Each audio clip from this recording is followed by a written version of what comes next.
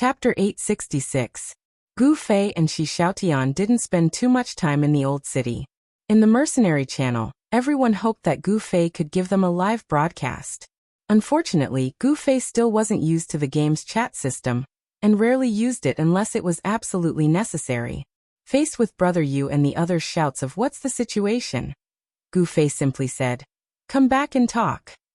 Everyone who was waiting for Gu Fei to come back and talk was very depressed.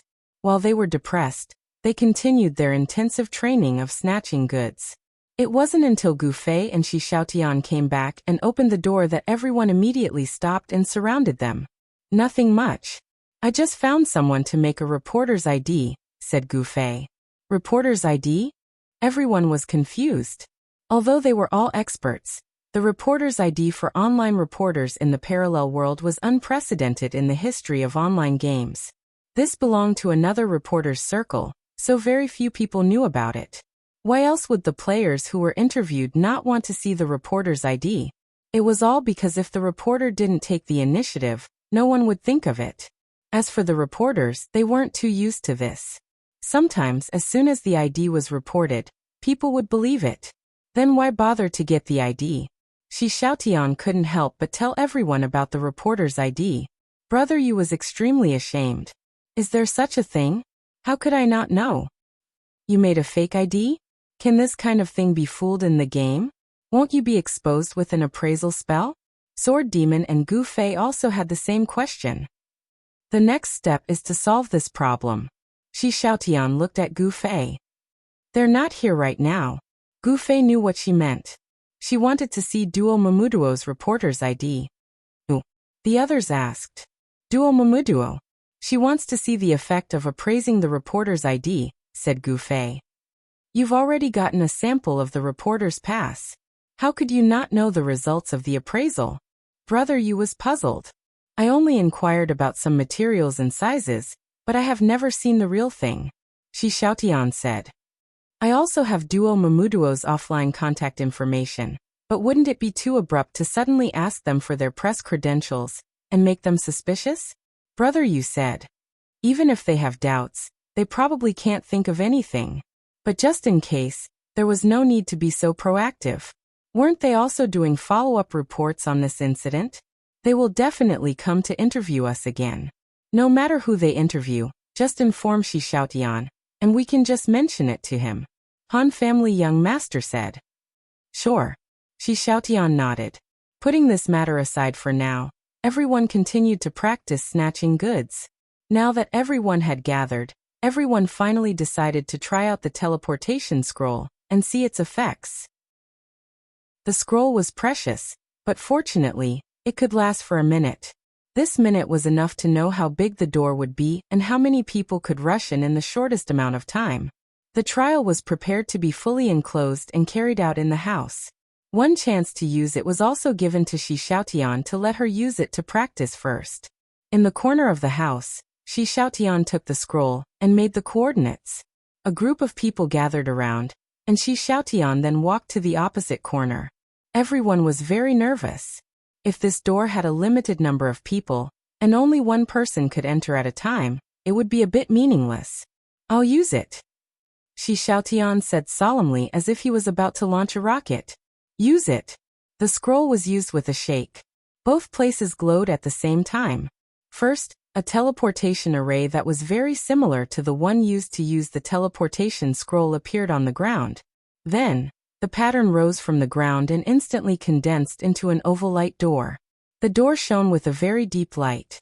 Compared to the teleportation array, it was very restrained and not bright at all. "Stop looking, hurry up and start." Han Family Young Master waved his hand, and a few people who were close to the door rushed forward together. The door was really not big, and it was impossible for two people to enter side by side. However, the key was that it was very efficient. When the person on one side stepped half a leg in, Shi Xiaotian, who was guarding the other door, immediately saw the person stretch out half a leg. When the person crossed the leg, the person appeared on Shi Xiaotian's side. After seeing this clearly, Han Family Young Master immediately said to Brother Yu, who was beside him, "Calculate the size of the door. There is no ruler." Brother Yu was anxious. Idiot. Find a reference object first. Then find a ruler to measure the reference object later. Han family young master scolded. Brother Yu was enlightened. When he looked at the door, there was a player beside it who happened to be as tall as the door. He hurriedly memorized the face and took out his sword. He measured the maximum width of the door and made a scale.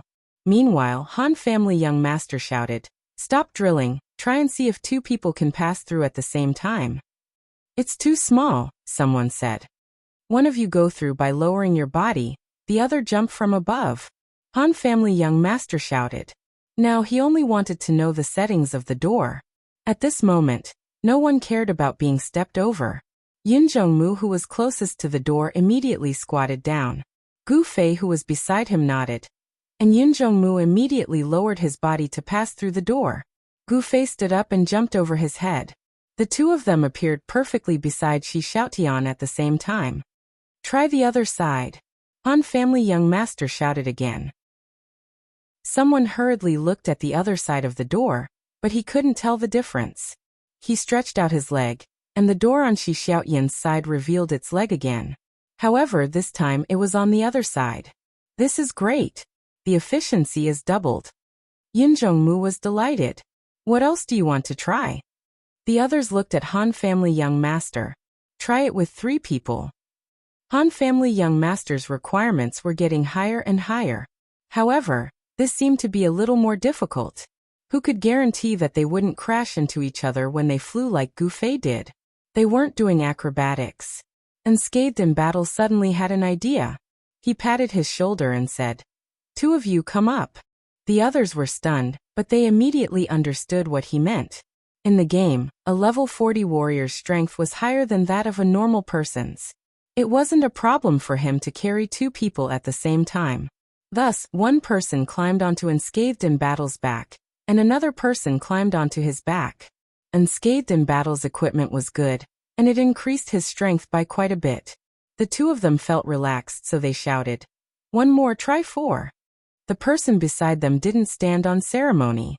With one jump he went up. The 4 of them stacked together, and one by one, they hugged their necks. Unscathed in Battle, who was at the bottom, was also struggling. He couldn't even see his waist anymore. However, the spectators were inhumane. They laughed and urged him. Unscathed in Battle was already standing in front of the door. He didn't have any way to go. He took a step forward, and with one leg, 4 heads immediately appeared on the other side of the door. The 4 of them turned their heads and saw that behind the other side of the door, their bodies were still stuck up. It was indescribably weird. "Okay, 4 is fine. It seems like there's no limit to this skill as long as you have a way," Brother Yu announced. "Yup." Han family young master nodded, and didn't give any new instructions.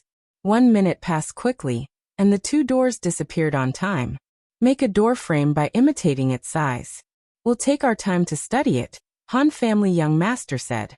Brother Yu nodded, and then asked the player who made the reference, "Brother, how tall are you?" 183 meters, the person replied. "Do you count the shoes?" Brother Yu asked for perfection. "I didn't count them when I measured them," the person said. "Let me look at the heels of your shoes," Brother Yu said. "Fuck, it can't be that bad, right? Scholar's cloth boots. They're not high enough." Brother Yu immediately recognized the equipment and remembered the height. Then he waved his marking sword at Han family young master. "I'll find someone to make the door now." Han family young master nodded. "It seems like 4 people is the limit. If both sides work at the same time, the fastest we can get through is 8 people, Cloud Twilight said. 8. Han family young master repeated. This teleportation door couldn't be removed by the other side. Everyone was worried about the speed at which the other side removed the authority.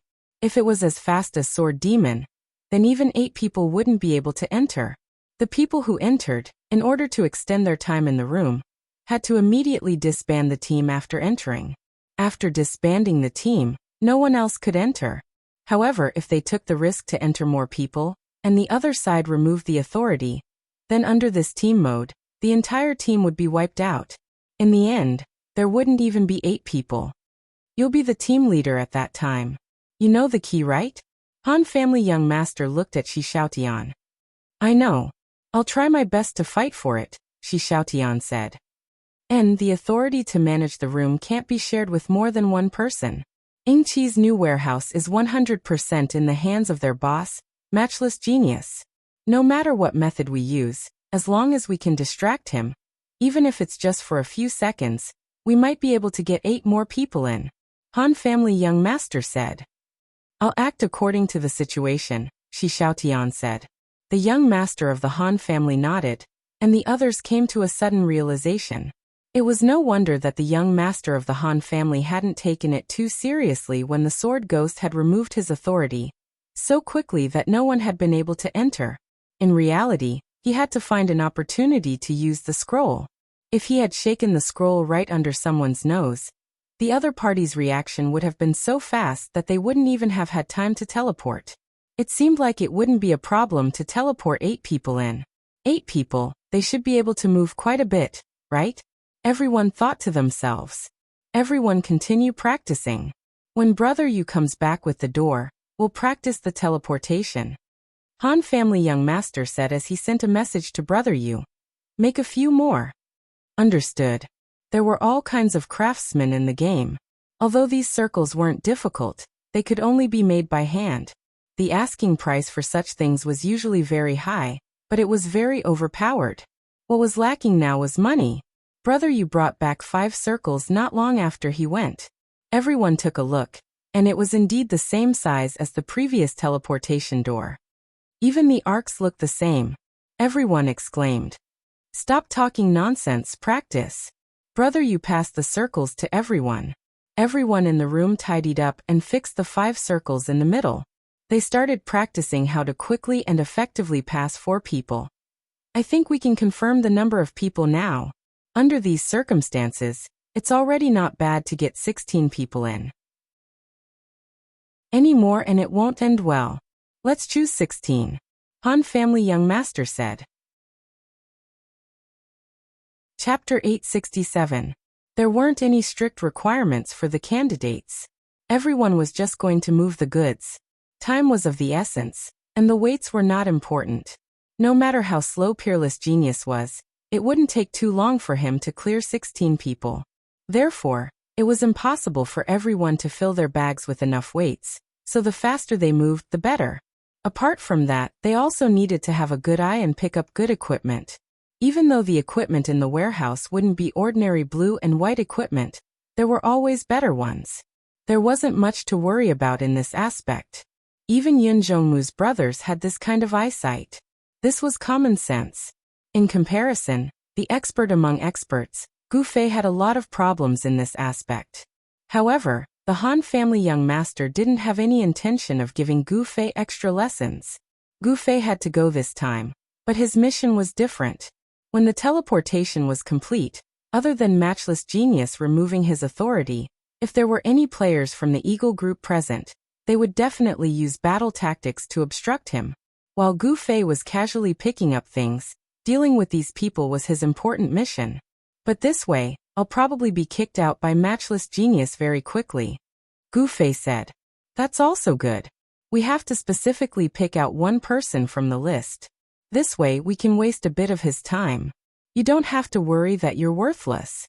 The Han family young master was very thoughtful. Gu Fei was speechless. He felt that this was the truth. Relying on him to block the Eagle group was most likely just an excuse. Duo Mu Duo is online.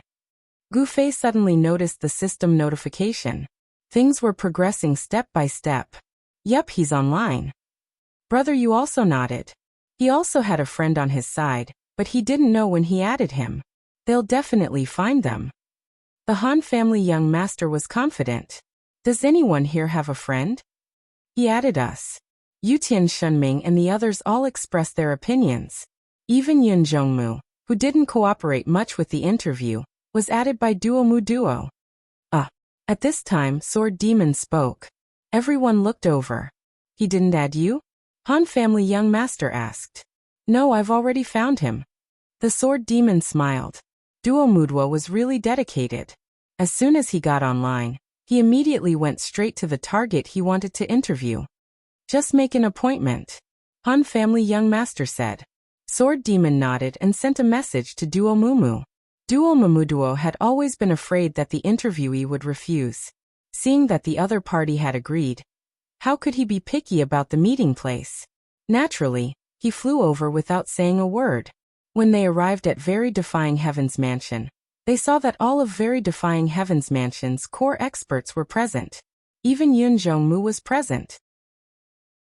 Duo Mumudua was even more ecstatic. Any one of them would be able to reveal incredible information. Duo Mumu politely greeted everyone and focused on chatting with Sword Demon. Even if he really wanted to interview other people, there had to be a process. When he came over and saw that there was a better target, he immediately threw Sword Demon aside. Duo Mumu Mudwa couldn't do such an excessive thing. Sword Demon didn't hesitate. He first got down to business. After exchanging a few words with Duo Mumu Mudwa, he immediately asked about the reporter's ID. Yes, of course. Duo Mumu Mudwa didn't hesitate. This reporter ID was for them to prove their identity. It wasn't some mysterious thing. It was just that this was the first time something like this had ever happened in the history of online games. So even these two experienced reporters hadn't gotten into the habit of showing their ID during interviews. If it wasn't for Sword Demon taking the initiative to mention it, they would have forgotten about such a tool 80% of the time. At this time, when Sword Demon said it, the two didn't hesitate at all and immediately took it out. A group of people came up to watch curiously, and Shi Xiaotian was undoubtedly at the best angle and the most suitable position to observe.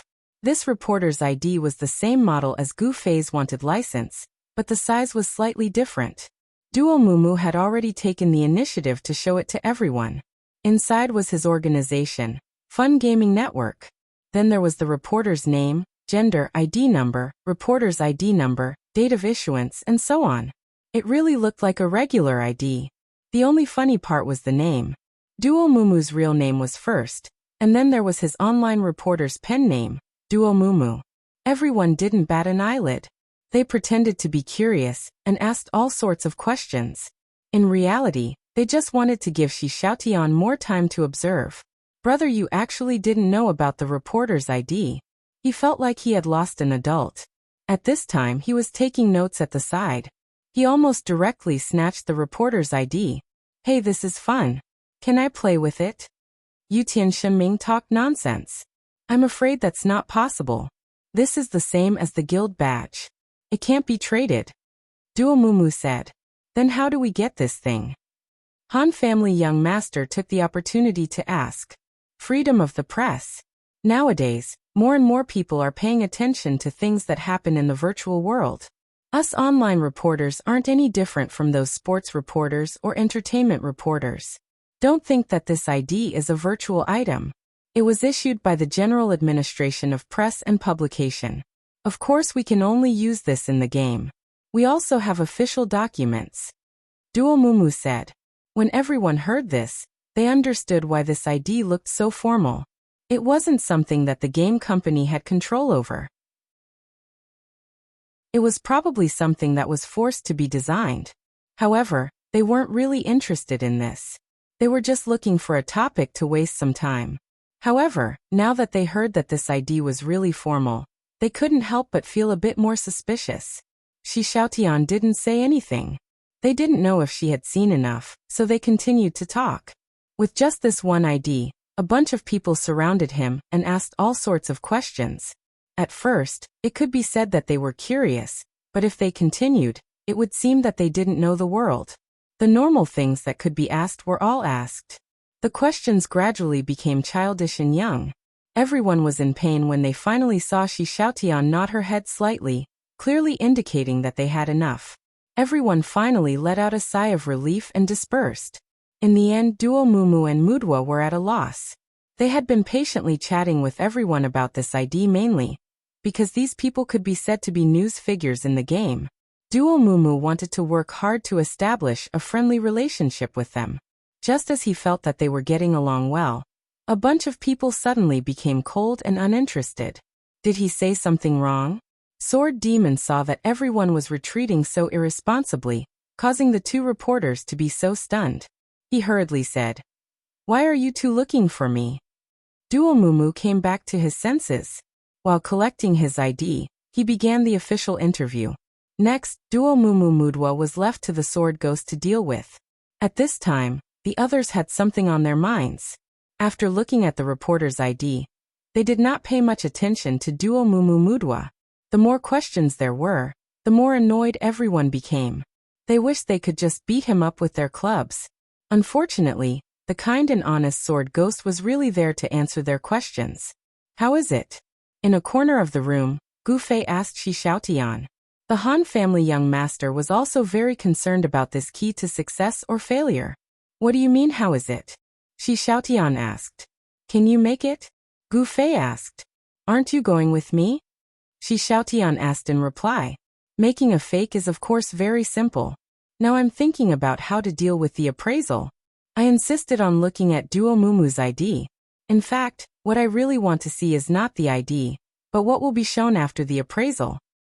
It doesn't seem to be showing anything. Gu Fei said. Yes, the information shown is very simple. It says that it's the ID and the serial number. However, the simpler it is, the easier it is to find loopholes, Shi Xiaotian said. What loopholes? Loopholes in the fake identification information, Shi Xiaotian said. This can be faked? Gu Fei was surprised. Yes. Shi Xiaotian nodded, took out a piece of paper, and wrote a few words on the wall.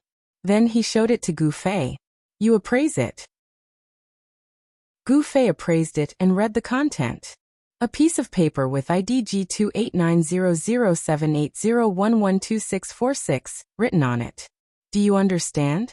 Shi Xiaotian said. Gu Fei and the Han family young master were not stupid. Of course, they immediately understood. Although there was a lot of extra content in the identification information, these scammers probably had other ways to fix it. I won't say much, I'll go do it now. You guys can see how it turns out, Shi Xiaotian said. The two nodded. Do you still want to go? Shi Xiaotian asked Gu Fei. I don't think so. Gu Fei did not have much interest in the scammer's skills. Shi Xiaotian nodded and left. Gu Fei, on the other hand, was still in a daze. The Han family's young master was drinking by the side. The others had seen the conversation between the two of them and Shi Xiaotian, and they were all asking about the situation in the channel. The online reporter in this game is actually an official one. Now you can fake your ID and pretend to be a reporter. Is this still a game? Gu Fei suddenly said. Of course, we only exist in this world and will never enter reality, Han family young master said. Is there really no restrictions in this world? Gu Fei sighed. Yeah, you executioner, the Han family young master mocked. I only do wanted missions. Gu Fei was dissatisfied. That's just you restraining yourself, it's not the world restraining you. If you don't do that. The Han family young master unexpectedly paused. He hesitated for a moment before saying, Damn, you're arrogant to an unprecedented degree. If you don't restrain yourself, I think the game company will definitely do justice and destroy you. What's the standard of the game company? Gu Fei asked. Game company? The Han family young master's face once again showed a mocking smile. It's all business. Hey you two. The others finally couldn't take it anymore. Everyone asked about the ID and how Shi Xiaotian would handle it, but the two of them ignored them and just stood there chatting. Unable to take it anymore, they ignored Mudwa's gaze and directly surrounded them. Chapter 868. How could Han family young master have the patience to explain Shi Xiaotian's concept to everyone? In the end, Gu Fei could only kindly explain it to everyone. He even learned from Shi Xiaotian, and took out a piece of paper to demonstrate. Those who weren't idiots basically understood it. Those who had a strong sense of crisis, like Brother Yu, had already reminded themselves to be careful in future market transactions. Those who were a bit more despicable and shameless had already shrunk to a corner to discuss how they could do something in this area. Moreover, the topic of discussion had also spread. Everyone exchanged the scams they had seen along the way. Brother Yu loved to talk about these gossipy stories, and became the most active among the experts. Duo Mumudwa's interview was almost over. Sword Demon was the one who avoided the most in this incident. He basically spent the entire time in jail. Although he was the guild leader, he couldn't talk about it from the perspective of a participant. He couldn't talk about any interesting details. In addition, he wasn't good at gossiping. His concise answers were enough to get rid of most of the questions that Duo Mumudwa had prepared. From Sword Demon's concise answers, Duo Mumudwa didn't develop any new questions. After asking the last question, the two's eyes began to wander around the other experts. They looked like players who had seen a rich boss. However, he discovered that these guys completely ignored them. Duo Mumudwa tactfully didn't make any more moves. Although professional reporters needed to be shameless, it was useless at the moment. This was a game. There was no way to stay and not leave. This was someone else's private house. If they removed your authority, you would have no choice but to scram. There was no need to say too much nonsense. Can you answer another one of our questions? Duo Mumuduo still tried to fight for it before he left. No one answered. They just looked at the two of them. Ingqi Studio was poached by Yinting Studio. Is this related to the conflict between you and Ingqi Studio? Duo Mu asked. Of course it's related. Han Family Young Master replied. Duo Mu's eyes lit up. The conflict between Ingqi Studio and us shows how despicable and shameless they are. Such despicable and shameless people will definitely suffer retribution. Look, retribution is coming soon. Han Family Young Master said. Duo Mu smiled bitterly. So the other party was just joking with him. He guessed that there was a connection between the two matters, but unfortunately he could not verify it. Right now, this group of people did not seem prepared to reveal it. Duo Mu could only nod helplessly and say, so that's how it is. Then he left with Mu Duo. Alright. Now that the preparations are in place, let's hurry up and practice. The Han Family Young Master began to give instructions. The portal frames were moved out one after another. Everyone practiced hard while waiting for Shi Xiaoyan's final results. Time passed slower and slower, and the boring practice made everyone more and more listless. At this time, they needed some good news. Finally, they waited for Shi Xiaoyan's return. Come have a look. Shi Xiaotian showed her ID as soon as she entered the door. The reporter ID was exactly the same as the one Duo Mu and Mu Duo had shown before. Yutian Shunming relied on his eagle eyes, and was very good at capturing information. He scanned the name on it and asked excitedly, Sister Tian, is this your real name? No, Shi Xiaotian is my real name. Shi Xiaotian answered him. Ha. Then this? I made it up. On Shi Xiaotian's fake reporter ID, her real name was a fake name, but her game ID was her real name. At this time, some people who had already used appraisal techniques were shocked. How did you do it? In the appraisal results, they only saw the reporter ID and a serial number. Results like the piece of paper that Gu Fei had demonstrated earlier were not shown. What else are you holding in your hand? Gu Fei suddenly asked. Shi Xiaotian was surprised. How do you know? I can tell by looking at the shape of your hand. Gu Fei's observation in this aspect was unparalleled. Amazing. Shi Xiaotian was also convinced. What's wrong with the shape of my hand? The others were still confused, but the Han Family Young Master had already seen some clues. Is there something else blocking in front of you and replacing the identification of the fake reporter ID? Shi Xiaotian nodded. Self-made equipment? The Han Family Young Master continued to speculate. Hearing this term, the others also reacted. In the game, the equipment made by the player's life skills were called self-made equipment. The biggest feature of self-made equipment was that the creator had the right to name it, which was a manifestation of the game's personalization. Therefore, it was not too surprising that a low-level white heavy sword was called Heaven-Destroying and Earth-Shattering Divine Sword, or something. Players could not make the attributes of Heaven-Destroying and Earth-Shattering, but they could still come up with this kind of name to satisfy their craving. The thing in Shi Xiaotian's hand was obviously named Reporter ID G29000548114685. Why can't we see it? Is this equipment invisible? Someone was confused. Everyone here was experienced and knowledgeable. Invisible equipment? They had never heard of it. It's only temporary, Shi Xiaotian said. Oh, skill equipment? Everyone came to a realization. That's not right. Even if it's self-made equipment, It shouldn't be blank except for the name after identification. What about the equipment type? Wait. Attributes? Someone said. Display settings. We can choose the content to be displayed, leaving only the name as possible. Brother, you had already thought of it and took a deep breath. Good point. Shi Xiaotian nodded. At this moment, the skill time of the thing in his hand seemed to have run out, and its true form was revealed. It was a shield. The fake reporter ID was blocked by it, and there was no angle that could be identified. Although the skill would be invisible when used, it couldn't fool the appraisal skill. In the end, it worked with the appraisal skill and became a flawless deception. It's indeed brilliant. Everyone nodded. Self-made equipment, additional skills, and display settings when setting up a stall were all reasonable functions in the game. Under the effective deployment, it produced such a fake effect. This method can't be seen through at all. Everyone put themselves in Shi Xiaotian's shoes and felt that it was terrifying. As long as no one touches the shield, Shi Xiaotian said. Everyone looked again and felt that this possibility was basically impossible. This was because the shield itself was very small, and if one didn't reach out towards Shi Xiaotian, it would be impossible to touch it.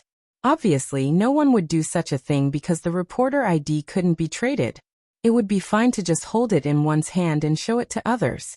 There wouldn't be such a process. Is the additional skill evading?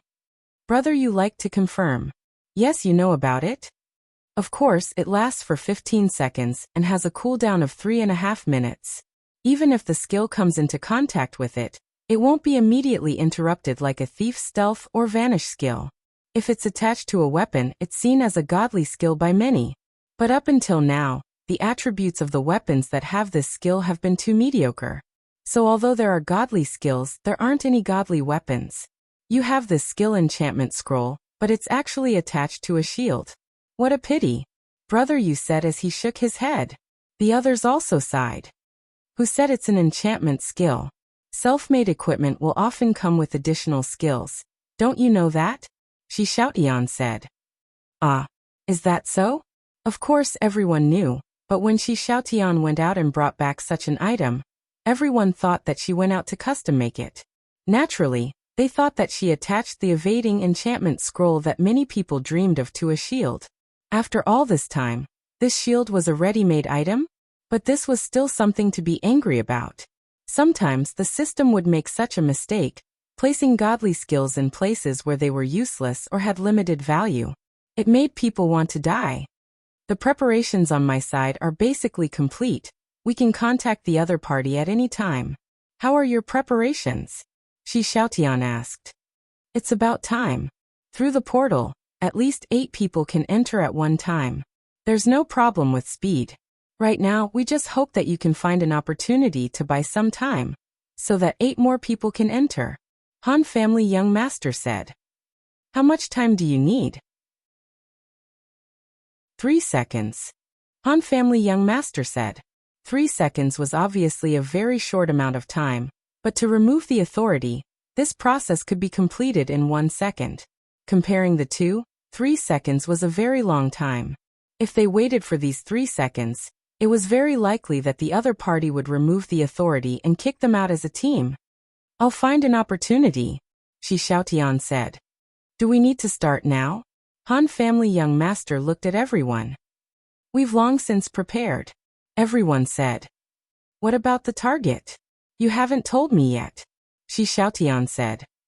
I've already arranged this. It's the manager of Inky Studio in Danma City. This person's name is 3 Second Area. You'll be able to find him through the following connections. Han Family Young Master said as he handed over a piece of paper. These connections are all real. We'll help you greet them when the time comes. You'll be able to meet 3 Second Area. The rest is up to you. The layers of connections that the Han family's young master had pulled were naturally done through Yinteng's side.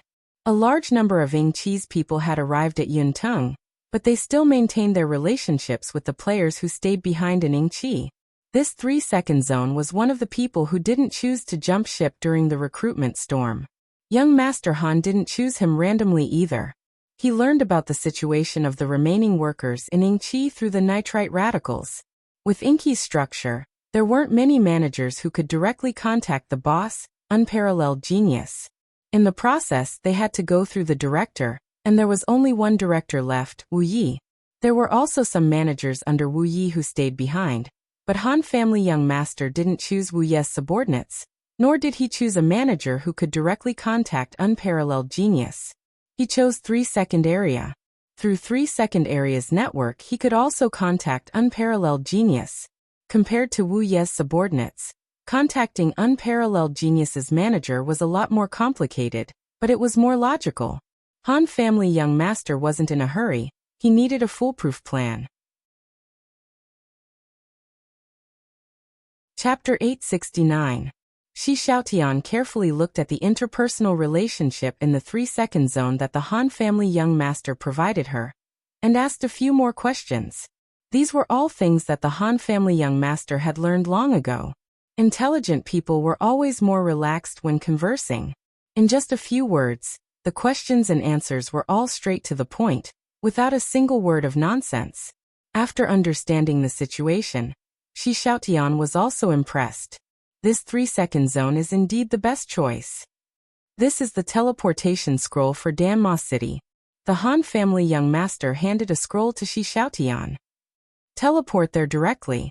To prevent any accidents, our people will not have any contact with you anymore. Keep in touch with all news. That's for the best. Shi Xiaotian took the scroll. Then you can go now, the Han family young master said. Yutian Shunming immediately rushed out and cheered. Little sister Tian, you can do it. Shi Xiaotian smiled and nodded, and used the scroll to teleport over. On the other hand, the Han family young master immediately contacted Nitrite, so that the connection on his side could be activated. Nitrite's ability to understand the spirit of the Han family young master was very strong now. He was already prepared, and immediately started to make arrangements. With the complicated network laid out layer by layer, Shi Xiaotian's appearance could not be related to the heaven-defying nature in any way. At this time, Shi Xiaotian had already set foot on the land of Danma City. Yingqi's main city supervisor was still here, so all business naturally went on as usual. Shi Xiaotian looked up and saw that there was a grocery store with Yingqi's name on the street next to him. Shi Xiaotian was not in a hurry to go there. She was waiting for news from the Han family young master. There would be people in the 3-second zone who would greet Shi Xiaotian through a circle, which could be considered as a referral to Shi Xiaotian. The person who greeted him took the interview seriously, so there was no need to worry about the stranger revealing any flaws. Nitrite was already an irreconcilable rival of Yingqi. He was like an insulator. His true intentions stopped here because he himself did not know. He only knew that the Han family young master wanted to make things difficult for Yingqi, so he did his best to help the Han family young master. He hoped to see a good show, but he didn't want to stand on the stage himself. He was willing to be the hero behind the scenes. As for the Han family young master's arrangement, Shi Xiaotian would come to him immediately after receiving the news in the 3-second zone. The message that 3-second zone received was nothing more than a reminder, something along the lines of so-and-so asked me about you, and it seems like they want to interview you. This kind of message was meant to make 3-second zone feel less abrupt, and whether he accepted the interview or not could not be rejected through this message. At this time, Shi Xiaotian was already at his door. It was up to Shi Xiaotian to fight for everything. The message has been sent. Find a suitable time to come. The Han family young master finally sent a message. The transmission of information in the game was very fast. As long as there was no offline segment, it would only take a few minutes. Okay. Shi Xiaotian replied. The moment the message arrived, the person came. It was too fast. Shi Xiaotian had already left the street and walked from another direction. She would ask the players on the road from time to time. From this moment onwards, she had really become a reporter. The grocery store appeared in front of Shi Xiaotian again. According to the information, this grocery store was the main office of the manager of the 3-second zone. Yingqi would usually handle his business in Danmas. Shi Xiaotian didn't hesitate at all. When she saw the name of the store, she walked straight towards it. The doors of the store were obviously wide open, but Shi Xiaotian still knocked on the door and asked, "Is Mr. 3-second zone here?" The grocery store wasn't big, but it was very tidy. A player was standing behind the counter. When he heard Shi Xiaoyan's question, he couldn't help but look towards a corner. There was a square table in the corner, and a person was writing something on it. He raised his head and looked at Shi Xiaotian. When he saw Shi Xiaotian look over, he replied, "That's me. Hello, I'm a reporter from Fun Gaming website. My name is Shi Xiaotian." Shi Xiaotian officially began. 3-Second Zone had already received the news from the Han family young master, so he wasn't surprised by Shi Xiaotian's visit. He just looked at Shi Xiaotian and asked, "What's the matter?" "Recently, there seems to have been a lot of disputes between your studio and the players. Many things have happened. We at Fun Games have been following up on this matter. I'm here to interview you," said Shi Xiaotian. "That didn't happen here, so I'm not too sure." 3-Second Zone replied. Shi Xiaotian said helplessly, "I know it happened in Cloud City and Moonlit Night City. We tried to contact the person in charge there, but we found out that the person in charge of the main city had chosen to resign at this time. Later, we found out that it was not only the people in Cloud City and Moonlit Night City who had resigned. Some of them have already been interviewed by us. Because of this, we want to be responsible and interview the people who are still working here." "What do you mean?" 3-Second Zone frowned. "To be honest, the things that the people who resigned described in the interview are probably not what you want to hear. We think that since they are people who resigned, there might be a lot of things that they said. That's why we came to you, a person who is still working here, to hear the voices of the people who are still working here," Shi Xiaotian said. 3-Second Zone immediately understood what he meant. It seemed that these people who resigned didn't say anything good about their old company during the interview. Although not everyone was so unkind, there were still people like this. 3-Second Zone had heard that during the director's weekly meeting, there was a director who jumped out to express his dissatisfaction with the boss. He even said it to his face, not to mention behind his back. This was a public relations crisis. 3-Second Zone instantly realized it. And it was rare for a reporter from Fun Gaming website to be so kind. If they weren't kind, they would have reported those people who said bad things first to attract attention. Why would they care about the truth? This meant that they couldn't neglect the reporter's visit. This was their chance to clear their name. Since 3-Second Zone stayed, he was naturally thinking for Yingqi. After understanding Shi Xiaoyan's meaning, he couldn't help but ask, "What did they say?" "This, I can't say," Shi Xiaotian said. "Why?" "Because we want to hear your objective and honest voice. We don't want to have a conflict because of their words," Shi Xiaotian said. "Oh then, what do you want to know from me?" 3-Second Zone had already started spreading the news when he asked this. This was a public relations crisis. A large number of people from Yingqi had left, and the people who resigned were publicly exposed. If this news was publicly reported, how would it affect the players? One had to know that these people who resigned were the higher-ups of Yingqi. Yingqi didn't have any secrets with them. If they really wanted to speak, there were too many things they could say. And now that they were all working for a competitor, if it was arranged by the competitor to smear Yingqi, then it would be even harder to explain. Of course, it was impossible to shut these people up. This matter could only be carried out through the media. It was rare that Fun Gaming website didn't interview and report step by step. Instead, they conducted an objective interview from both sides. Otherwise, if they first reported on these people who resigned, it would undoubtedly make things worse for Yingqi. 3-Second Zone didn't have confidence in such a big crisis.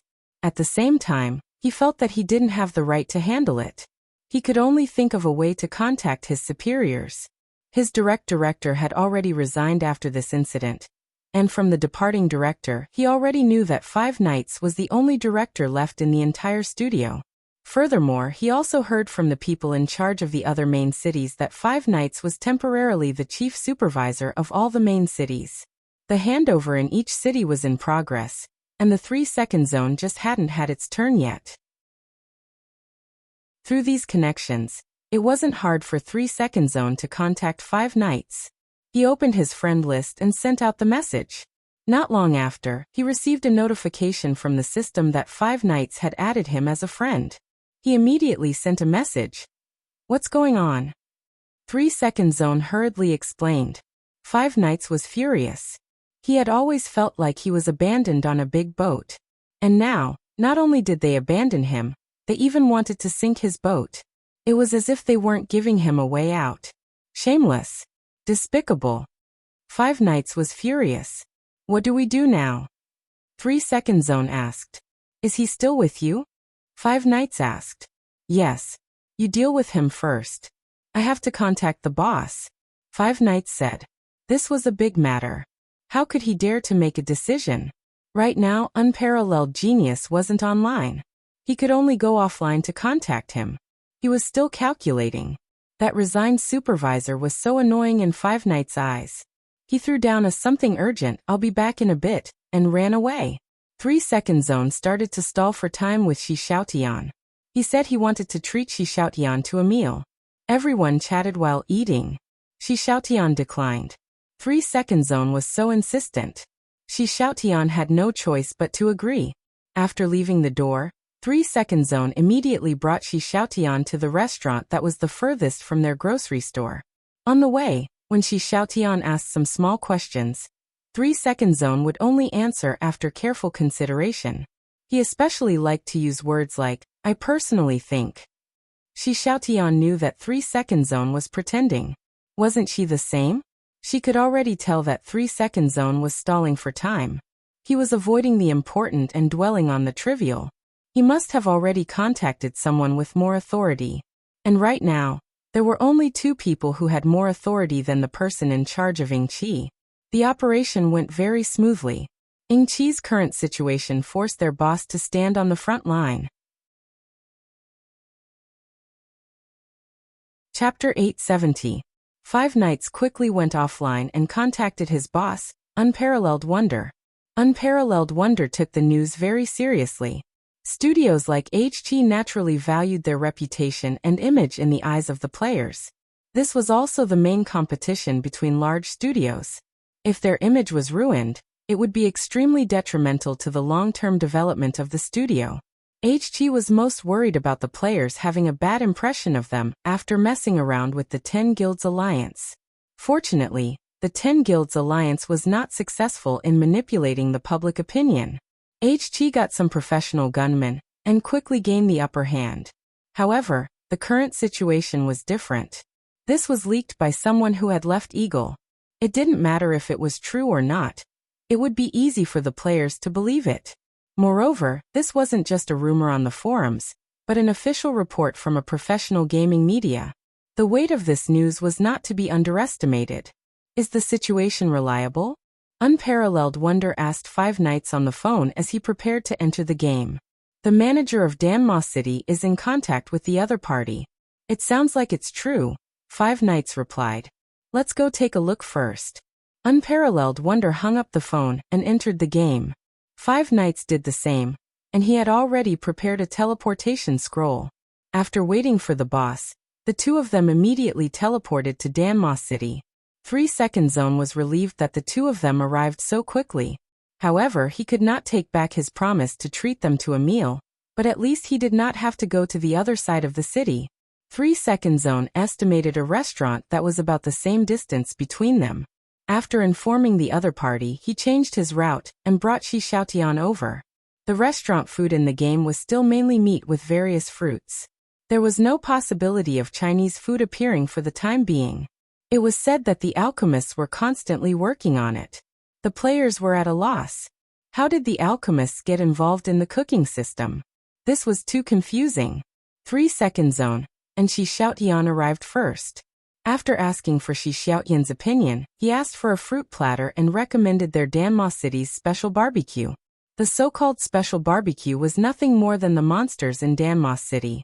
It could not be found in other places. At the end of the day, only animals would be eaten by players. Players simply couldn't bring themselves to eat humanoid creatures, let alone elemental creatures, demons, and ghosts. Hence, their choices were rather limited. None of them were really here to eat. Shi Xiaotian didn't mind at all, and he even dealt with the 3-second zone. After ordering, he couldn't help but look at the door. Not long after, he saw Matchless Wonder and Five Nights. Ingqi's director's regular meeting had also been held in Danma City, so the 3 seconds area had seen the boss and the director. 3 seconds hurriedly stood up and said to Shi Xiaotian with a smile, "Great reporter Shi, you're in luck. Our Ingqi's boss and Wuya's director personally rushed over when they heard that you wanted to interview them." "Oh, really?" Shi Xiaotian was pleasantly surprised. Matchless Wonder and 5 Knights wasted no time in walking up to them. Shi Xiaotian's lack of recognition was the truth, and 3 Second Zone quickly introduced them to each other. "Miss Shi, are you a reporter from FunNet?" Matchless Wonder said nonsensically. Yes. Shi Xiaotian continued to be excited. "Then Duo Mamuduo is your colleague?" Matchless Wonder asked. "That's right. Boss, do you think I don't have enough weight? That's not a problem. I can contact them immediately, and they will be more than happy to interview you. If we knew that you would be interviewed personally, I think the website would have sent them. Ha ha ha, there's no need to go through so much trouble. It's all the same, all the same." Matchless Wonder laughed. 5 Knights sent a message at the side. "If Duo Mamuduo publishes a draft, the weight will be higher, and it might be better, right?" Matchless Wonder saw this message, and just smiled. He replied to 5 Knights, "Since they're tracking and interviewing people, how can they publish a draft under the name of a certain reporter? This is the website's overall operation. It doesn't matter which reporter it is." "Oh, that's right." 5 Knights suddenly understood. "Miss Shi, can I trouble you to take a look at your reporter ID?" Matchless Wonder asked. "Ah, that's right. If you didn't mention it, I would have forgotten." Shi Xiaotian immediately went to get his reporter ID. She was very familiar with the technique of hiding behind the shield. When she showed it to Gu Fei and the others, Gu Fei only saw a flaw in her hand shape, but didn't notice anything unusual about her movements. In terms of hand shape, Shi Xiaotian had also learned about it from Gu Fei. Now that he had corrected it, it could be said that it was watertight. Of course, it was inevitable that he would be a little nervous, but the so-called professional quality meant that no matter how nervous he was, his facial expression would be as flawless as the technique. The skill lasted for 15 seconds. What Shi Xiaotian was most worried about was that these 15 seconds weren't enough for these people to appreciate. In theory, this was impossible. There was no point in looking at the ID in the game. Only appraisal skills could determine everything. This reporter ID only had a few words, so it shouldn't take 15 seconds.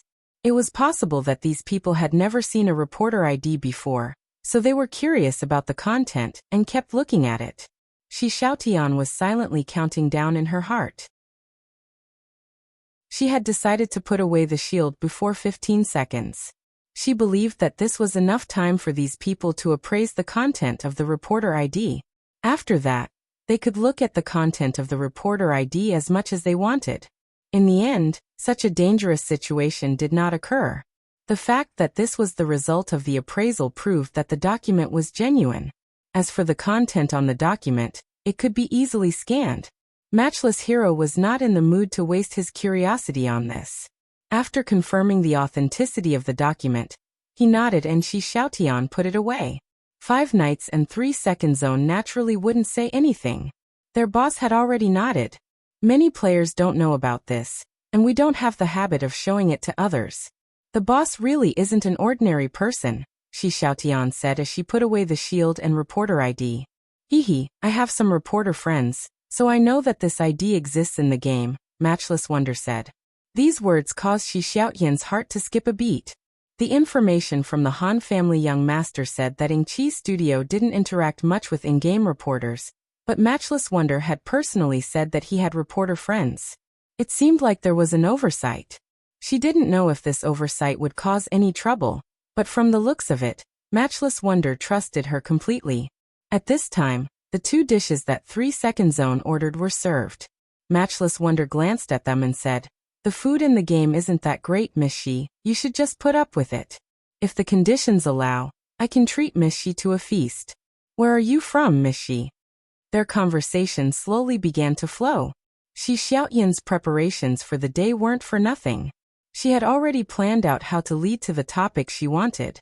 Starting from the topic that 3 Second Zone had mentioned, she would slowly move on. She would also ask some questions based on Matchless Wonder's answers. Some of the more sensitive and awkward questions were asked by Shi Xiaotian without any hesitation. She acted like she was being objective as she walked towards her destination.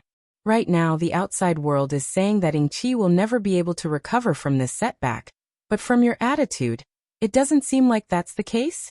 After discussing the various dangers that Yingqi was facing, Shi Xiaotian brought the topic to this place.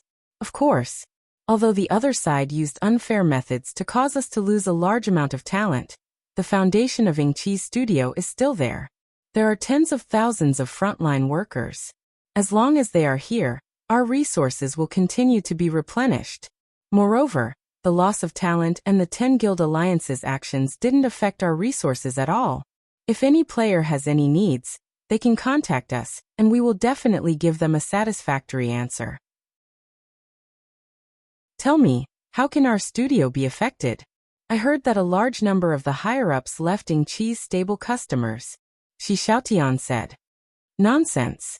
Matchless Wonder said angrily. The people can leave, but all the resources are still with Yingqi. The players need equipment, items and scrolls that are suitable for them. We have always believed in the rationality of the players. Therefore, we will only attract the players with good quality products at a low price. We won't rely on relationships. It seems like Yingqi's rich resources are the source of your confidence, right? Shi Xiaotian asked. I can say without exaggeration that Yingqi's resources are the most abundant and comprehensive among all the studios in the game. We can satisfy the needs of the players at all stages and classes. Matchless Wonder said. I wonder if I have the honor to take a look around? After an hour and a half, Shi Xiaotian finally got to the point. She said this in such a reasonable situation, and no one could tell that she had any ulterior motives. However, Matchless Wonder hesitated for a moment, but quickly nodded. Of course, no problem. I'll make the arrangements. 5 Knights didn't question his boss's decision. Moreover, he didn't think there was anything to worry about. Although they could take whatever they wanted from the storage, he believed that his boss wouldn't make the arrangements for no reason. 5 Knights could understand his boss's intentions. Yingqi's resources were something to be proud of. Using the fun gaming website's reporters to publicize it would be a great advertisement. None of the gaming studios had ever done something like this through official websites or news reports. Instead, they would gather a bunch of minions to go to forums where players gathered and shout. Compared to this kind of slash and burn method, this kind of opportunity saved time and effort and had a greater impact. It could also shatter the rumors about Yingqi's demise. Miss Shi, please wait for a moment. I'll get someone to bring a scroll over. We'll teleport there directly, Matchless Wonder said. All right. Shi Xiaotian nodded. This was within their expectations. Teleporting directly into the warehouse would give them the coordinates, and they wouldn't even know which city they were in. Then they would teleport away. It was a foolproof plan. Other than that, Matchless Wonder also informed Eternal that someone was coming to visit the storage, and that a few experts were coming to take a look. Who is it? How many are there? Eternal asked. A reporter from Fun Gaming website. Just one person, Matchless Wonder said. Reporter? Eternal was confused. Yes, he's here for an interview. This matter is really big, and it seems like even the gaming website is going to report about it. We need to be the first to come here, so we have to accept this interview, Matchless Wonder said. But to come to the storage? Eternal didn't say much. To be honest, this wasn't something he should be concerned about. He just listened to his boss and did whatever he said. He didn't ask for the reason, and just carried out the orders. This was the principle of the Eagle Group after they were hired. There's no problem with this person's identity, but who knows if his hands and feet are clean? That's why I asked you to arrange a few brothers to keep an eye on him, but don't go overboard. Don't let anyone see through your intentions, Matchless Wonder ordered. Understood. Eternal nodded. Then he personally took charge and selected a few brothers. They were all quick-witted people. The scroll will be here soon. Miss Shi, would you like to eat some more? Matchless Wonder arranged everything and returned to the dining table. No need, these haven't been touched, Shi Xiaotian said. The person who delivered the scroll was naturally from the Eagle group. He had received instructions to deliver the scroll personally, and when he came over, he saw that there were 4 people. It seemed like he wouldn't be able to fly back on the scroll. At this moment, 3-second area was also hesitating. He wasn't sure if he had the right to visit the storage. In the end, Matchless Wonder took the scroll and asked Eternal if he had already arranged everything. So he immediately used it. The 2 of them were hesitant about whether they should step forward or not. But Shi Xiaotian and Wuyi did not hesitate at all and directly entered the teleportation formation. Matchless Wonder clearly didn't think of this detail. The 2 were still hesitating, but the teleportation was already complete. In the end, the 2 were left standing there, looking at each other in dismay. Miss Shi, please take a look. This is our storage. The teleportation happened in an instant. As soon as they arrived at the new location, Matchless Wonder immediately began to introduce them. But I have to make one thing clear. This is only a part of our storage. We don't only have one storage. Matchless Wonder said. Oh, how many storage units like this does Inky have? Shi Xiaotian asked. 20 of them, all about the same size. Matchless Wonder said proudly. That's amazing. Shi Xiaotian exclaimed, while noticing the extra players in the storage. They weren't working in the storage. Instead, they each took a corner, and their gazes would occasionally wander over to her. Shi Xiaotian took note of their positions. She was currently in a 360-degree position, so any movement she made would be seen by them. Miss Shi, please take a look. This is the scroll area. These are the usage scrolls, this is the learning scrolls, and these are the strengthening scrolls, Matchless Wonder introduced. The usage scrolls were single-use scrolls, the learning scrolls were permanent scrolls, and the strengthening scrolls were mostly enchantment scrolls. These scrolls only appeared in the market after the players reached level 40. Regardless of the type, the scrolls in front of her were all piled up like a mountain. Shi Xiaotian took a few steps closer. Eternal and the others were very nervous. Fortunately, Shi Xiaotian stopped when she was about a meter away from the scrolls. She stretched out her head and looked forward, trying to see the labels on the scrolls. Ice strengthening. Shi Xiaotian read out the name of the scroll. She then looked at the length, width, and height of the scrolls. Matchless Wonder was very pleased by her surprised expression. Ice strengthening was a passive skill. After learning it, the user's ice-related skills or spells would be greatly improved. Currently, its main customers were ice mages, and it was known as a must-learn skill for ice mages. However, there was no such skill in the skill tree for ice mages.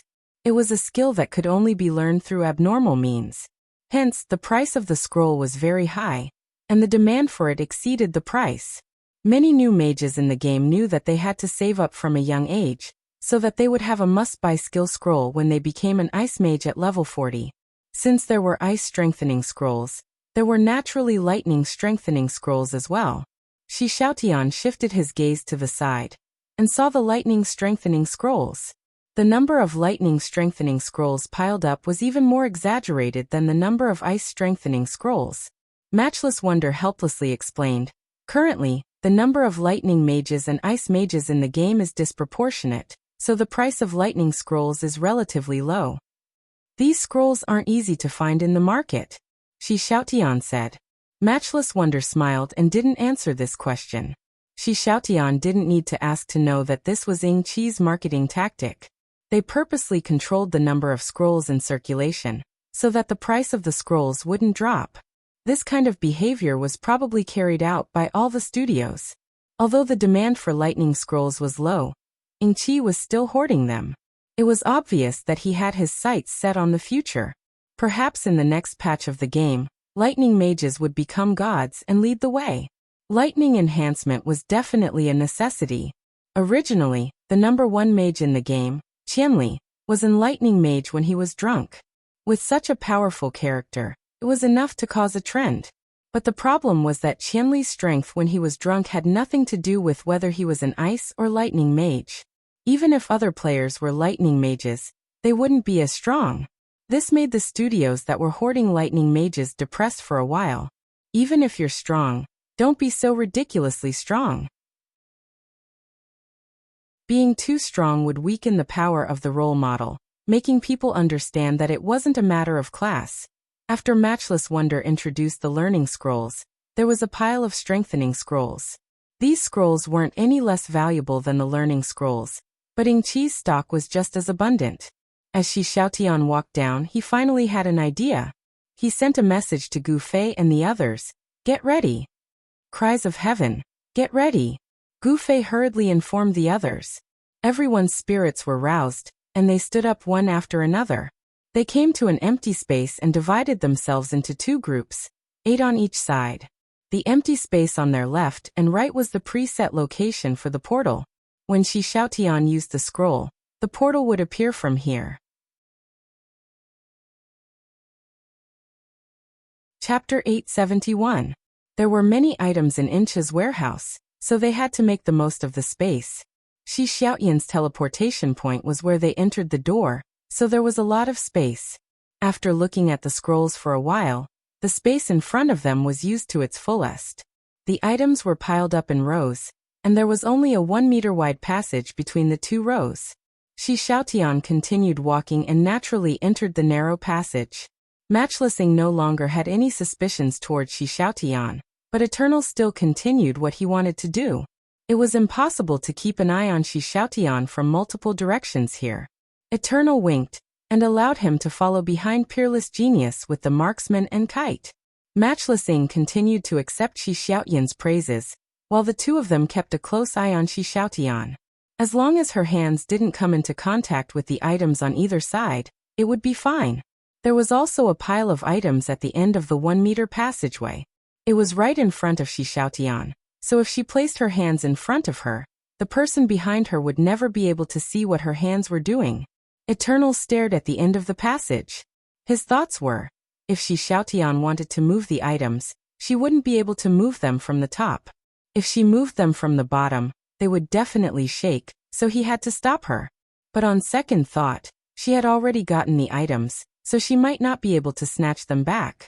After some thought, Eternal decided that at this position, as long as Shi Xiaotian's hands were out of his sight, he would immediately rush forward. In the end, Shi Xiaotian didn't give Eternal this difficult problem. She stopped about a meter away from the end of the passage, and her hands were hanging by her sides. She smiled and turned around, saying to Matchless Ying, "I roughly estimated the number of scrolls you have, and it's really shocking." "This is only 1/20th of our inventory," Matchless Ying said. "Are the other warehouses also filled with scrolls like this? Why don't we just store all the scrolls in one warehouse?" Shi Xiaotian asked. "Due to the recent changes in our personnel, we have to reorganize the inventory of the warehouse. We are only halfway through the process. Once the inventory is complete, we will divide the warehouse accordingly," Matchless Wonder explained as he turned around and was about to leave the hallway. Since it was only 1 meter wide, the 2 of them couldn't walk side by side. Matchless Hero turned his back to Shi Xiaotian and stopped talking. Forever had to turn around if he was talking to a kite normally, but since he had to keep an eye on Shi Xiaotian, he could only pretend that he was talking to Peerless Genius and walk backwards. However, even though he was talking to Matchless Hero, his gaze was still on Shi Xiaotian. Moreover, it was a little awkward to be spying on him like this, and Eternal was in a difficult position. Fortunately, one kite was a good friend, and joined in the discussion. The 2 of them took turns to keep an eye on Shi Xiaotian as they walked backwards. They wanted to leave the passage as soon as possible. At that moment, Eternal suddenly saw the scroll on Shi Xiaotian's right side tilt. In the next second, Eternal confirmed that it wasn't an illusion. It was real. His gaze was mainly on Shi Xiaotian's hands. He was sure that Shi Xiaotian hadn't touched the scroll. "Be careful." After confirming that it was an accident, Eternal yelled, giving Matchless Hero a fright. Matchless Hero followed Eternal's gaze and saw that the scroll beside Shi Xiaotian was on the verge of collapsing. Shi Xiaotian raised his head when he heard the voice, and he was also given a huge fright. At this moment, Yong Yong had already rushed forward and pulled Shi Xiaotian over. Although he was sure that it wasn't Shi Xiaotian's doing, he was worried that Shi Xiaotian would grab a few scrolls in the chaos. He was even more afraid that if Shi Xiaotian dodged, the scroll would split them in 2. If that happened, Shi Xiaotian wouldn't be able to stop him. As soon as he pulled Shi Xiaotian over, the scroll fell to the ground, and in the blink of an eye, a scroll appeared in Shi Xiaotian's hand, causing his heart to skip a beat. However, before he could come to a conclusion, he saw the scroll fly out. Eternal Eternity came to a realization. He thought that the scroll had accidentally hit Shi Xiaotian's hand when it collapsed. The collapsed scrolls smashed onto the other side, causing the left and right sides to sway.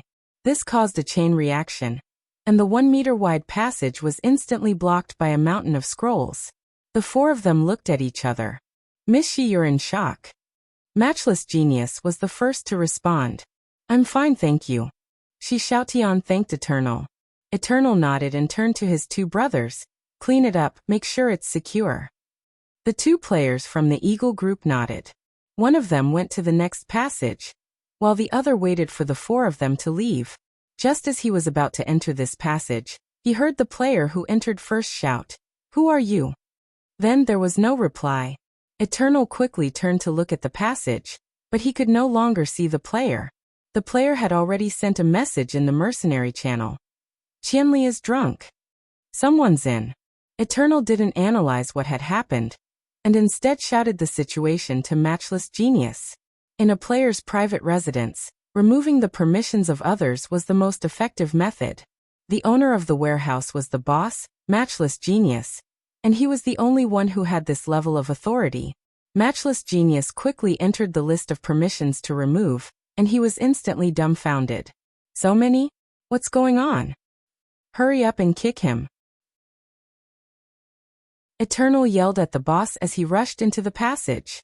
Before he could even get close to the gap, a new gap appeared in the pile of scrolls. A warrior charged out of the pile of scrolls and slammed into Eternal. Forever was also an expert. He dodged the attack, but he saw a black shadow in front of him, and a sword light surrounded by flames was already slashing toward him. Eternal knew that it was Qianli's drunk. He had fought against Gu Fei before, and knew that the intelligence curse, which was supposed to limit the damage of a mage, had little effect on Qianli's drunk. Eternal could only cast an agility curse, and he couldn't dodge it in time. However, with his luxurious equipment, he was able to withstand the attack. He glanced at the gap and almost collapsed. It was a sea of people. Kick that woman out. Eternal yelled at Matchless Genius. Eternal cursed himself for being an idiot when he thought of this. It was impossible to enter a player's private residence without permission, and the permission that Matchless Genius had given was only to that reporter. There was definitely something wrong with that reporter. She was the team leader, and the instant that Matchless Genius gave her permission, he also gave the entire team permission. This was a conspiracy from start to finish, and it was a very heaven-defying conspiracy. Even though he had no idea how it was done, there was no point in dwelling on it. They had already suffered heavy losses this time, and it was more important to get rid of these people as soon as possible to reduce their losses. However, since the notification had already been given, there was no way that Shi Xiaotian would stay with the team. She smiled and pulled out a bunch of scrolls. Matchless Genius angrily removed her permission, but this could not solve the root of the problem for a team that had already been disbanded. Shi Xiaotian's mission had been accomplished beautifully. She had bought a full 10 seconds of time.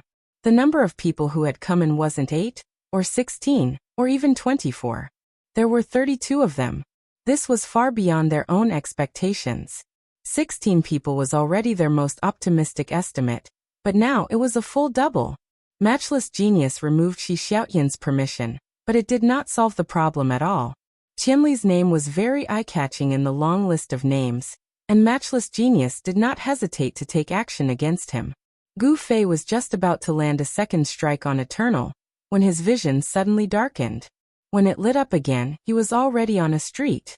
Shi Xiaotian was looking at him from the side with a smile. I knew it. Gu Fei was furious. This was the downside of being famous. People were always trying to take advantage of him. The next person to come out was Yin Zhongmu. He also looked helpless. Gu Fei was famous, but Yin Zhongmu's hatred was high. He had once looked down on Matchless Genius and led a group to kill him. Matchless Genius did not hesitate to take action against Qianli after he got drunk. After that, After that, poor matchless genius came out on his own.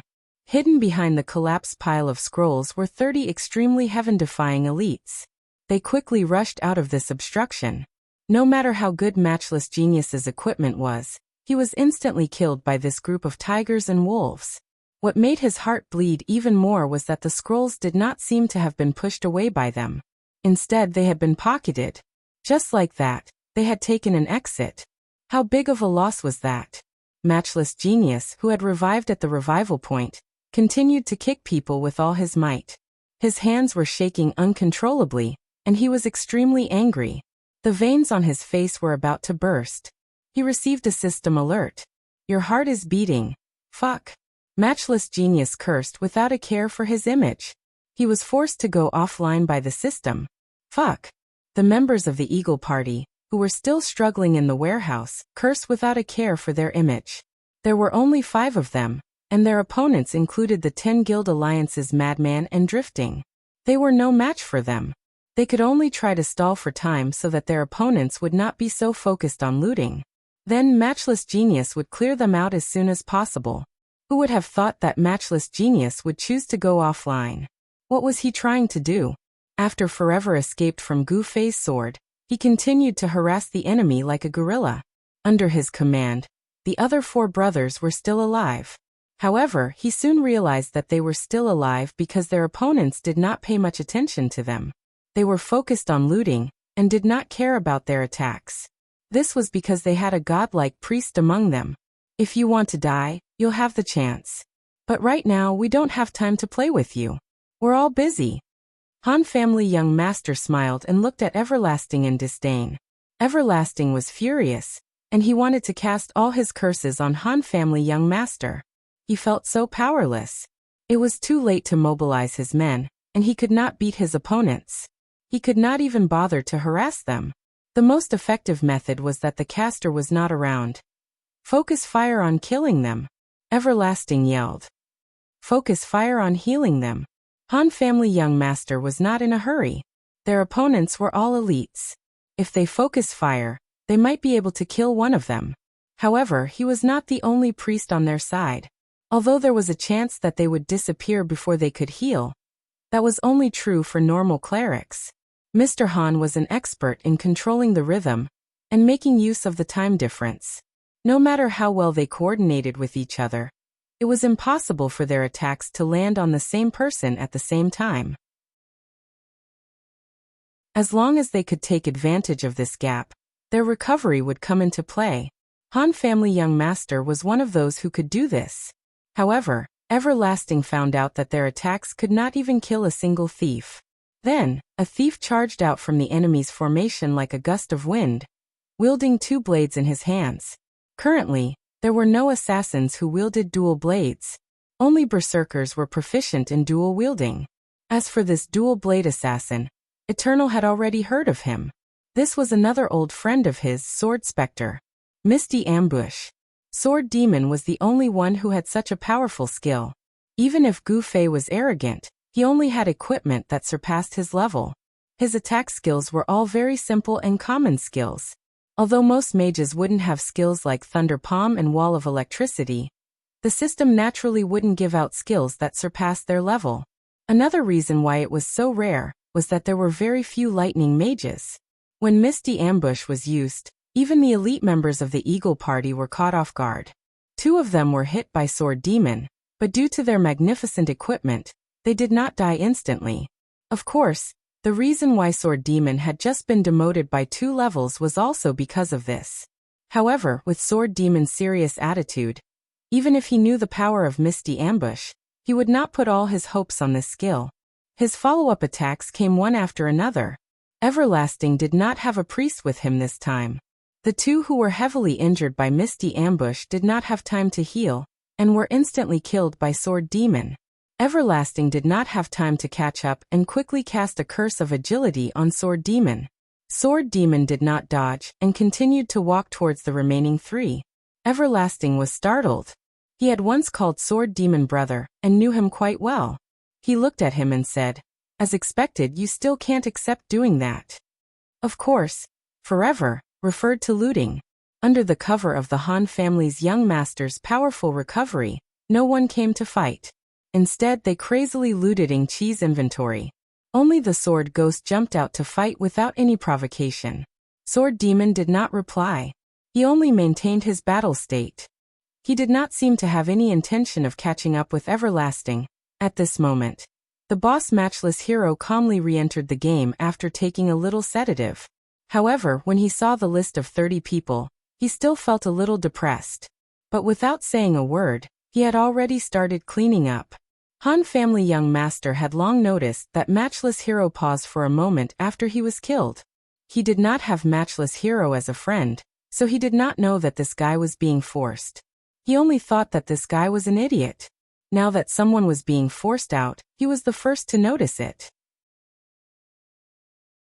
He could not care less about Everlasting and whatnot, and urged the others to hurry up. When they first came in, they were surrounded by scrolls. They casually took a few and put them into their pockets. At this time, they had already moved to the equipment area. With a glance, they picked up the good equipment that they were familiar with, and picked up the shiny equipment that they were unfamiliar with. Anyway, there was no way there would be any white or blue equipment here. A bunch of people were busy, but Sword Demon was fighting 1 against 3. However, with the help of a priest like Han family young master, there was not much pressure. Although Sword Demon was 2 levels lower, his equipment was not inferior at all. His attack power was also frighteningly strong. The 3 of them were being held back by him alone. Everlasting felt that their existence was meaningless. Matchless Hero's removal of authority was the only way to solve this. Retreat. In this situation, Everlasting did not want to die for nothing. He gave his 2 brothers a look. On the other side, Fifth Knight, the useless trash with no combat power, was staring blankly with a pale face. At this moment, he only had one thought in his mind. Is Ing Chi really finished? Everlasting could not be bothered with this trash. For this kind of guy, it did not matter even if he dropped 10 levels, so Everlasting did not care about him. He brought his 2 brothers and rushed out of the warehouse while enduring the damage from Sword Demon. However, Sword Demon did not give up and insisted on following them out. Han family young master could only shake his head when he saw this. Sword Demon still could not reach out to snatch the goods. He understood. What he did not understand was, why did Everlasting and the others think of rushing out of the warehouse? Was this not courting death? Everlasting only reacted the moment he rushed out of the warehouse. At the critical moment, he suffered a huge defeat. He was extremely depressed and did not think carefully. The moment he walked out, he saw a surprised face covered by the light of the fire and sword. Everlasting fell down. Before he fell, he heard that person exclaim in surprise, "Why did you come out?" "Fuck your mother." Everlasting cursed in his heart. He actually forgot that after removing the authority, people were automatically sent out of the room. Qianli was drunk, so of course he would be outside. Coming out of the warehouse by himself was just like stepping from the 17th level of hell to the 18th level. The other 2 brothers, under the pincer attack of Gu Fei and Sword Demon, where could they escape to? Before he fell down, he heard Yun Zhongmu rush up and say regretfully, "3, why didn't you leave 1 for me?" "Sorry, this is a bit difficult for me." Qianli's drunken reply made them unable to die in peace. People started to be teleported out one after another. Matchless Hero's technique was considered fast.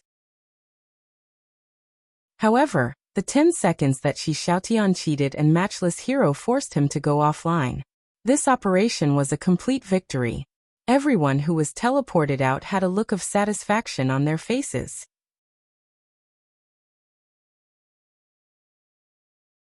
Chapter 872. Old Yun. The players from the 10 Guilds Alliance were the most excited. As soon as they came out, they excitedly went to find their big brother, Yun Zhongmu. Yun Zhongmu was kicked out very early.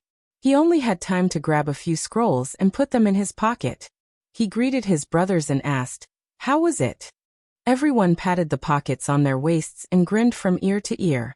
"Awesome. That was awesome."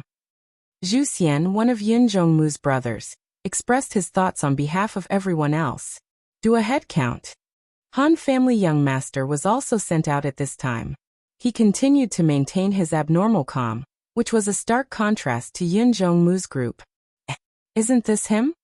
Unscathed in battle was holding a weapon in his hand to show to everyone. The person who recognized him was the only remaining director of Wonder Workshop, 5 Knights. Unparalleled Wonder only cared about speed when he kicked people. He didn't even care about the name of the player. 5 Knights had also been kicked by him in the middle of the fight. Now that he was in the hands of these jackals, he was as weak as a little chick. You guys are too much. 5 Knights was finally able to speak. Han Family Young Master laughed. Can you guess why we were so much? Han Family Young Master didn't deny their actions. He only hoped that his opponents would understand that their actions weren't without a reason. This was revenge. Only then would it be satisfying. 5 Knights was in pain. He suddenly felt like he had no place to hide. He was the initiator of this battle with very defying the heavens. Although what he had done was for the development of the studio, the problem was that his plan had failed. It had been seen through and had been forcefully counterattacked. Those workshops that fought and killed didn't take it seriously. They thought that Unparalleled Wonder didn't have the ability to do so. However, this time, they had lost a large amount of resources. This was a real loss. If they took stock of the losses, they would be able to see the numbers on the books. It was impossible for the resources that the workshop had hoarded to be obtained by their own in-game workers. Most of them had been bought from players over a long period of time. When divided evenly, every item had a real cost. It wasn't like ordinary players, who only spent time and energy on equipment. Such a loss could be traced back to 5 Knights' misjudgment. He had offended someone he shouldn't have. Would the boss give him another chance? He did not care about 5 Knights of life and death in the game at all. What he cared about was his own future. In the storm of poaching people, he couldn't even be compared to the person in charge of a second-tier main city. He was the only person in charge of Yingqi who had been forgotten. He had already placed all his hopes on Yingqi, but now, with the current situation, would Yingqi still be willing to carry him?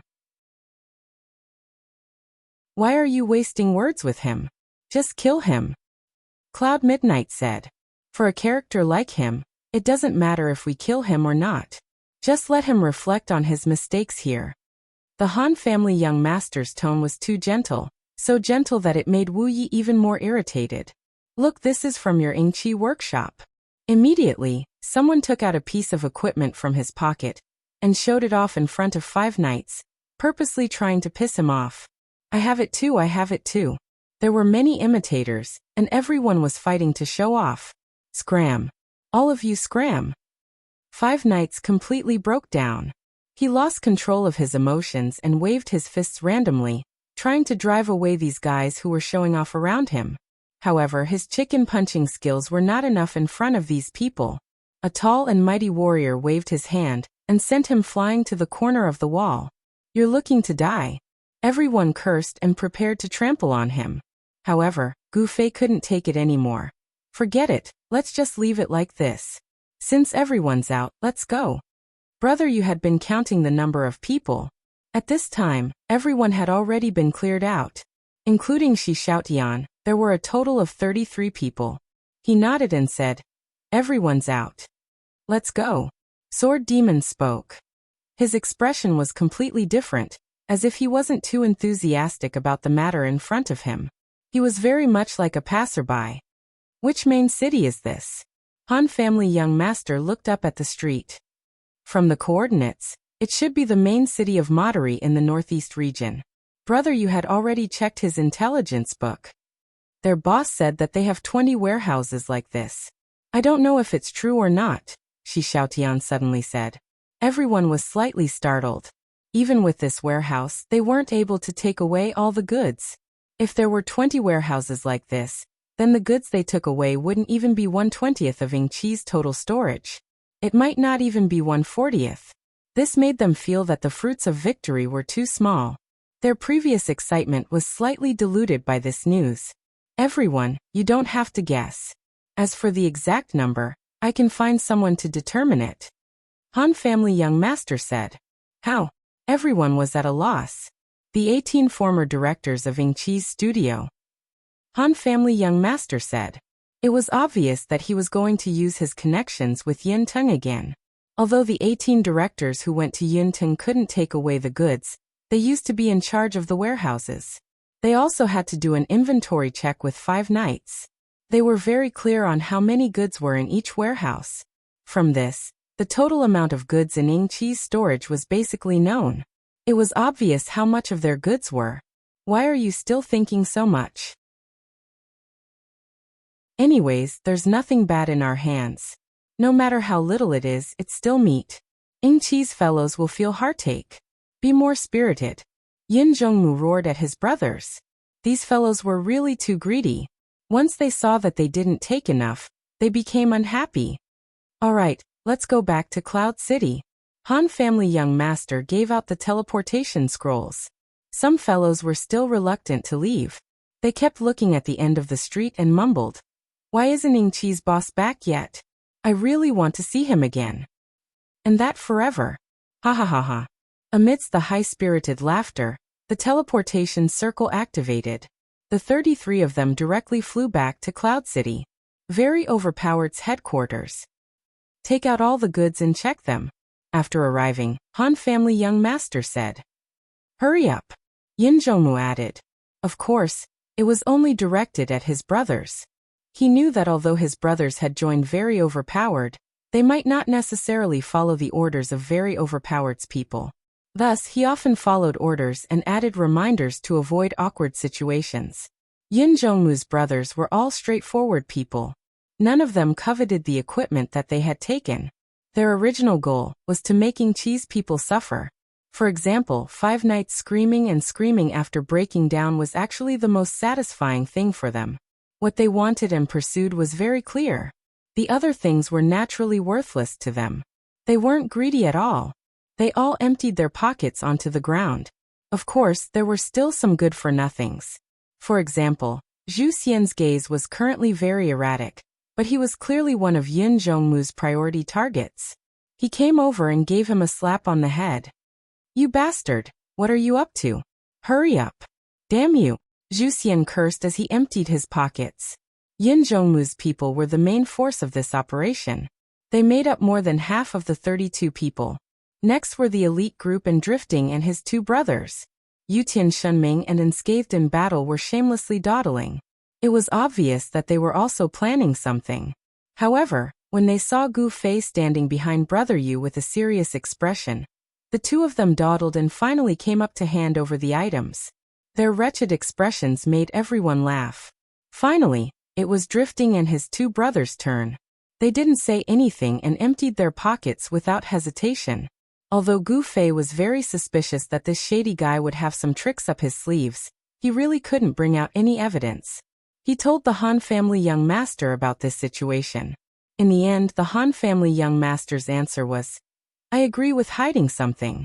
I hope that everyone will hide something. Then, we'll pretend that we don't know anything. Gu Fei really wanted to chop him to death. This base camp was a completely empty room that had been specially prepared for this time of the year. At first, everyone wanted to pour the contents onto the ground after rummaging through their pockets, but Brother Yu quickly stopped them. In the end, they did it one by one. They counted the items as they poured.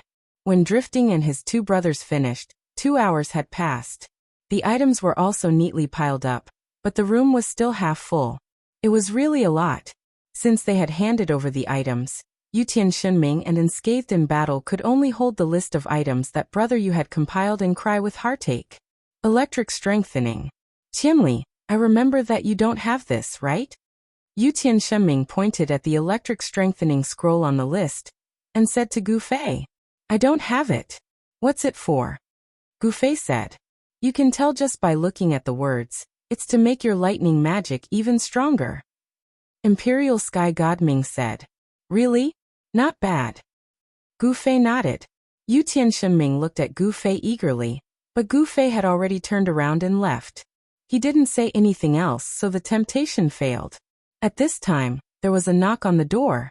A player by the door opened the door and looked outside. It was 2 reporters, Duo Mudwa. You're here. This time, it was the Han family young master who took the initiative to greet them. We heard that there was exclusive news, so we immediately rushed over. Duomudwa's face was full of anticipation. We won't let you down. The Han family young master let the two in, and pointed at the half-wall of resources in the room. This is... Duomudwa didn't understand. This was just snatched from Ming-Chi's warehouse. The Han family young master didn't hesitate and directly revealed the truth. Duomudwa was really shocked. Everyone also liked their shocked expressions at this time. Duomudwa's arrival was, of course, part of the plan that the Han family young master had made in advance. They weren't afraid of their actions being exposed.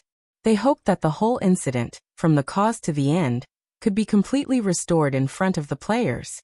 This wasn't for the players to comment on right or wrong, but to use Duomudwa to publicize the way to deal with the looted resources.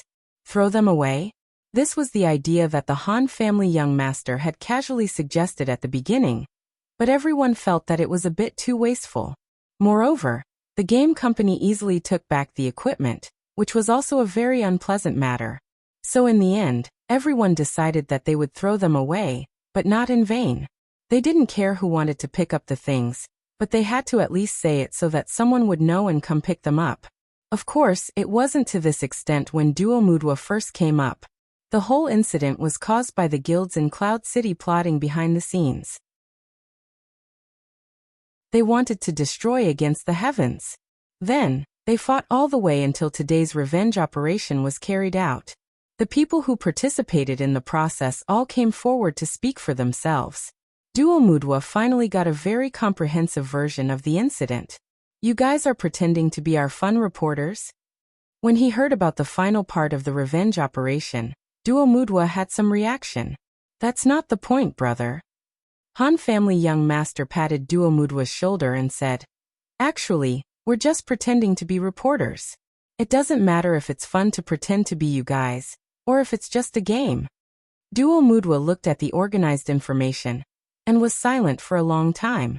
In the end he said, I think we still need to interview the people from Ming-Chi's studio. Maybe they can add some details that you guys don't know. That's your freedom. Han family young master smiled. Unless Ming-Chi could sway Duomudwa's will, it was absolutely impossible for him to guide the public opinion in this matter. For example, when Five Nights started to cause mischief, there were a lot of witnesses. It was impossible for Ming-Chi to control all of them. Moreover, because of this incident, all of them were covered in dirt and dirt.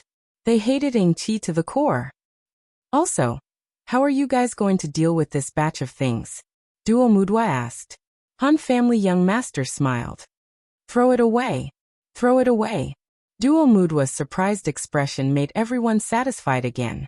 Everyone suddenly realized that sometimes, a different way of doing things could make people feel more satisfied. For example, throwing away so many good things. How shocking was that? It was much more satisfying than keeping everything in one's pocket. If they kept everything themselves, that would be too vulgar. There wouldn't be any sense of surprise at all. Why? Duomudwa clearly didn't understand. We just want to teach Ming-Chi a lesson. As long as they suffer losses, our goal will be achieved. We don't care about using such methods to obtain these things. Han family young master said. Wow, that sounds really nice. The channel was filled with discussion. Do you guys think he's hiding anything in his pocket? With his nature, he definitely has something, right? That's for sure. Definitely, definitely. Wow, Duomudwa seems to believe it. It can't be these two idiots. They believe it, they really believe it. There are actually people in this world who believe this guy's pretty words. Sigh, young people really don't know how sinister people can be. I have a share in the channel. Han family young master suddenly interrupted. The channel was silent. Alright then, we'll take our leave first. We'll sort out the manuscripts as soon as possible. Do you guys need a final confirmation? Duomudwa said. Up to you. Han family young master said. Goodbye. Duomudwa and Han family young master left. Everyone's excitement had pretty much passed by now. Each and every one of them regained their calmness and quietly looked at their spoils of war, waiting for someone to speak and give instructions for the next step. All right, in order to prevent any accidents, temporarily remove everyone's authority in this room. Han family young master said. Everyone nodded. By removing everyone's authority, the only person left with authority would be the sword ghost. No one would suspect the sword ghost, and by doing this, they would be able to dispel all doubts. Sword Demon laughed bitterly. He was the one who was the least enthusiastic about this operation. He didn't even make a move to take anything. But in the end, the one watching over everything had to be him. This was really helpless. After removing everyone's authority, everyone was automatically sent out of the room. Sword Demon then left.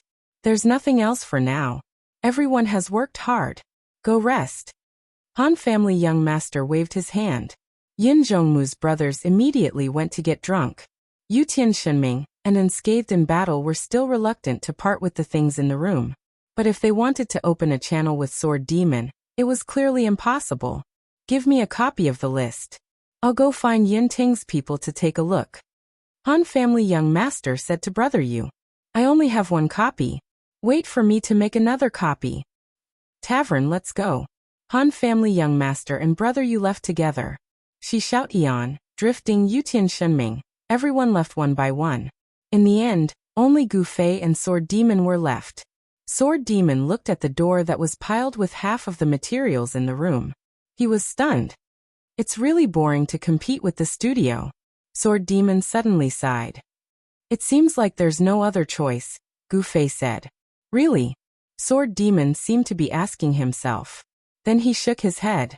I'll go see Yin Xiang and the others. Yin Xiang was like a heaven-defying internal affairs manager. Gu Fei, Han family young master, and the other elites were all involved in these major operations. The miscellaneous matters in the guild were all taken care of by Yin Xiang. Okay. Gu Fei nodded. What about you? I'm going down first. See you later. The two said their goodbyes and walked to the other side of the street.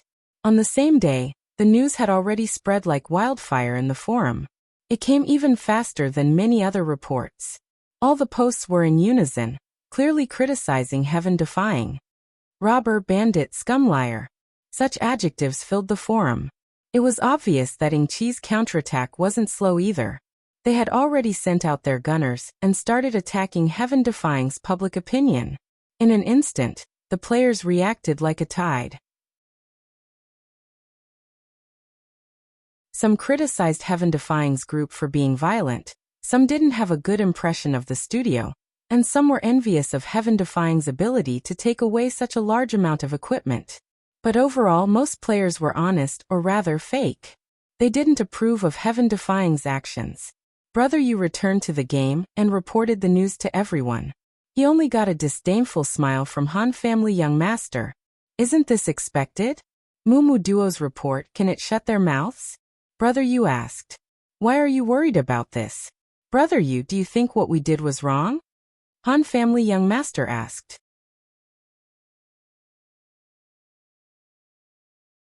Chapter 873. Brother Yu was clearly far from young Master Han's carefree attitude. Brother Yu felt a lot of pressure from the players' criticism on the forum, as well as the criticism directed at famous experts like him. However, when he returned to the game to look for the Han family young master, he didn't get any sympathy. He just did what he was supposed to do and didn't care about the comments on the forums. If the guild's reputation is ruined, won't it be hard for us to develop in the future? Brother Yu glanced at the Sword Demon as he said this. We'll have to wait and see. The Han family young master still didn't seem to care. Brother Yu looked at him, then at the Sword Demon, then at the others. It seemed like no one wanted to express their opinions, so he could only continue to be depressed. The boss of Age Group, Unparalleled Wonder, was extremely busy. After gathering a group of gunmen to create a storm on the forums, he also wanted to make some noise through the gaming website. However, Unparalleled Wonder rejected Fun Gaming Website's request for an interview. He already knew that Shi Xiaotian was a fake, but he had seen the ID with his own eyes. There was no mistake. This made him feel at ease. More importantly, if Unparalleled Wonder really wanted to dig out the truth of the matter, he wouldn't be willing to do so. If he traced back to the source, it was his studio that was behind all this. Thinking of this, Gai Shuring couldn't help but glare fiercely at Five Nights. Guy Shurying didn't expect that the director's failed operation would lead to such a huge consequence. At this time, unparalleled Qiying was using his connections and looking for friends. He wanted to find a reliable media company to be his mouthpiece and speak for him. Even if he had to pay some labor fees, it didn't matter. Other than that, the Eagle Group was once again ready to set off. This time, their destination was Cloud City. However, from the leader to the members, their expressions were no longer as relaxed as when they were carrying out a mission. They knew that their opponent wasn't any weaker than them in a direct confrontation. How long would this entanglement last? No one was confident. Fortunately, Matchless Wonder did not place all his hopes on the Eagle Party. He seemed to have realized that their opponent this time would be more difficult to deal with than the 10 Guilds Alliance. Therefore, he invested a sum of money and handed it over to Forever to gather a group of fighters in the game. It doesn't have to be a professional player or a mercenary group. It's best if it's an expert with reputation and background. Find as many people as you can. Matchless Wonder instructed as he handed the money to Eternal. Yong nodded silently. He couldn't help but sigh at how vicious his boss was. He wanted to spend money to drag people into this mess. Experts with prestige and background were involved in this whirlpool. If they suffered heavy losses, they might not even need Ing Chi's request to take revenge. At this time, their reputation, their background, became free weapons for Ing Chi, and in the blink of an eye, Ing Chi could extricate himself from the matter and enjoy the fruits of others' labor. I think you know what to do, don't you? Matchless Hero emphasized again, as if afraid that he would never understand. Understood. Forever nodded. His boss' words made his train of thought even clearer. These people weren't even there to win. They were there to make them lose. They were there to send them to die at the hands of 1,000 miles drunk, to die at the hands of the Sword Ghost, to die at the hands of Yun Zhongmu, and then wait for them to take revenge. As for the Eagle Party, their main mission was to direct this show from behind the scenes. Eternity sighed and followed Matchless Hero's orders. Even though it was vicious, Eternal had to admit that this plan was very likely to work. Forever was a veteran of the game. He was familiar with all kinds of players and knew that this type of person would be easy to find. Forever temporarily left the game and posted a hero recruitment post on the forums. The gist of it was that Ing Chi's studio had been robbed by other players and didn't have the strength to deal with them. They were asking for help from all the experts on the server, hoping that someone would come out and uphold justice. The opening was all pretty words, pretending to be pitiful and pitiful. The real killer move was at the end, Matchless Wonder's offer. Matchless Hero's offer wasn't just money, but equipment and scrolls as well. Forever listed all of these extremely tempting items in big, bold letters. He believed that when he logged into the game again, his mailbox would definitely be flooded with messages. Forever also added a request. He wanted the players to submit their name, level, equipment, and skill proficiency to prove their strength. In reality, however, Forever didn't care about their strength. When he saw an outstanding applicant, he would immediately investigate their background. This was the main point of their recruitment. For Ing Chi, who had employees all over the world, this wasn't difficult. It was just that most of the main cities didn't have someone in charge, so he often had to personally run errands. Matchless Wonder listened to Forever's report and was quite satisfied with his arrangements. At this time, he had finally found a gaming website that was willing to pay him. After preparing a red packet, Matchless Wonder was already prepared to accept an interview. At this time, the Fun Games website had already posted a draft first, announcing the entire sequence of events to the public. Matchless Wonder actually wanted to understand more details and enrich the material in his hands from different angles. However, after Ing Chi's studio rejected their interview request, the astute old reporter had already realized that something was wrong. In the game, there was competition between guilds and studios. In their news circle, wasn't there also competition between websites? Ing Chi rejected their interview request, but looking at their offensive on the forum, they clearly knew how to use public opinion. There was only one possibility. They needed a website that they trusted to report. With such a big piece of news, everyone would obviously rush to publish it first. Therefore, Fun Gaming website didn't care too much about the details. They hurriedly let Matchless Wonder organize and publish the information they had on hand, then make follow-up reports to supplement it. Matchless Wonder had no choice but to do as he was told. This report naturally set off a new wave. The press release was quickly reposted by various major forums. Players could start discussions based on this report. Compared to those messy gunner sock puppets, Matchless Wonder's name had a different weight. The opinions of many players were quickly reversed. Some immediately became very defiant supporters, while others only issued disdainful comments of dog-biting dog. This time, Ingqi's counterattack was very quick. The gunners heard the news and acted quickly. They played word games and refuted Matchless Wonder's report one by one. Among them, the most powerful was the part about Shi Xiaotian pretending to be a reporter and sneaking into Ingqi's studio. What kind of reporter was he pretending to be? A reporter from Fun Gaming website. Now that it was Fun Gaming website that made such a report that leaned towards very defiant, the gunners seized the opportunity to crazily exaggerate this relationship. They wished they could just take a stapler and directly nail very defiant and Fun Gaming website together. Of course, Dual Mudwa wouldn't run over to debate with the players who were reading the post. Very Against the Heavens wouldn't be like Ingqi and send out some gunmen. In the end, only Brother Yu put on a sock puppet and tried his best to refute a few words while reading the post. However, the gunman's firepower was powerful, and in an instant, Brother Yu was completely destroyed. He escaped into the game to take refuge. Matchless Wonder's draft has been posted. When the forum was bustling, Brother Yu would always be very busy. He would often go up and down to pass on the news for fun. But what made him unhappy was that every time the gossip on the forum that made his blood boil came in, the listeners around him would always look like they were about to die. This time, Brother Yu felt that it shouldn't be like this. After all, this time was also closely related. This time was indeed different. Compared to the previous times when everyone would just say, "Oh, and, is that so?" and so on, this time someone finally asked. And then? It was very noisy. Ingqi's gunners. That's right, they were definitely gunners. They all came over to accuse us, accusing us of colluding with Fun Gaming website. Brother Yu said angrily. Oh, this isn't completely baseless. We are indeed in cahoots. The Han family's young master said. But it's definitely not like what they said. Brother Yu said angrily. Brother Yu, what are you so anxious about? Is there any other news? Han family young master asked. No, but I see that they are trying very hard to find Shi Xiaotian. I'm thinking, will Shi Xiaotian's identity be dug out? Brother Yu said. This. Han family young master was startled.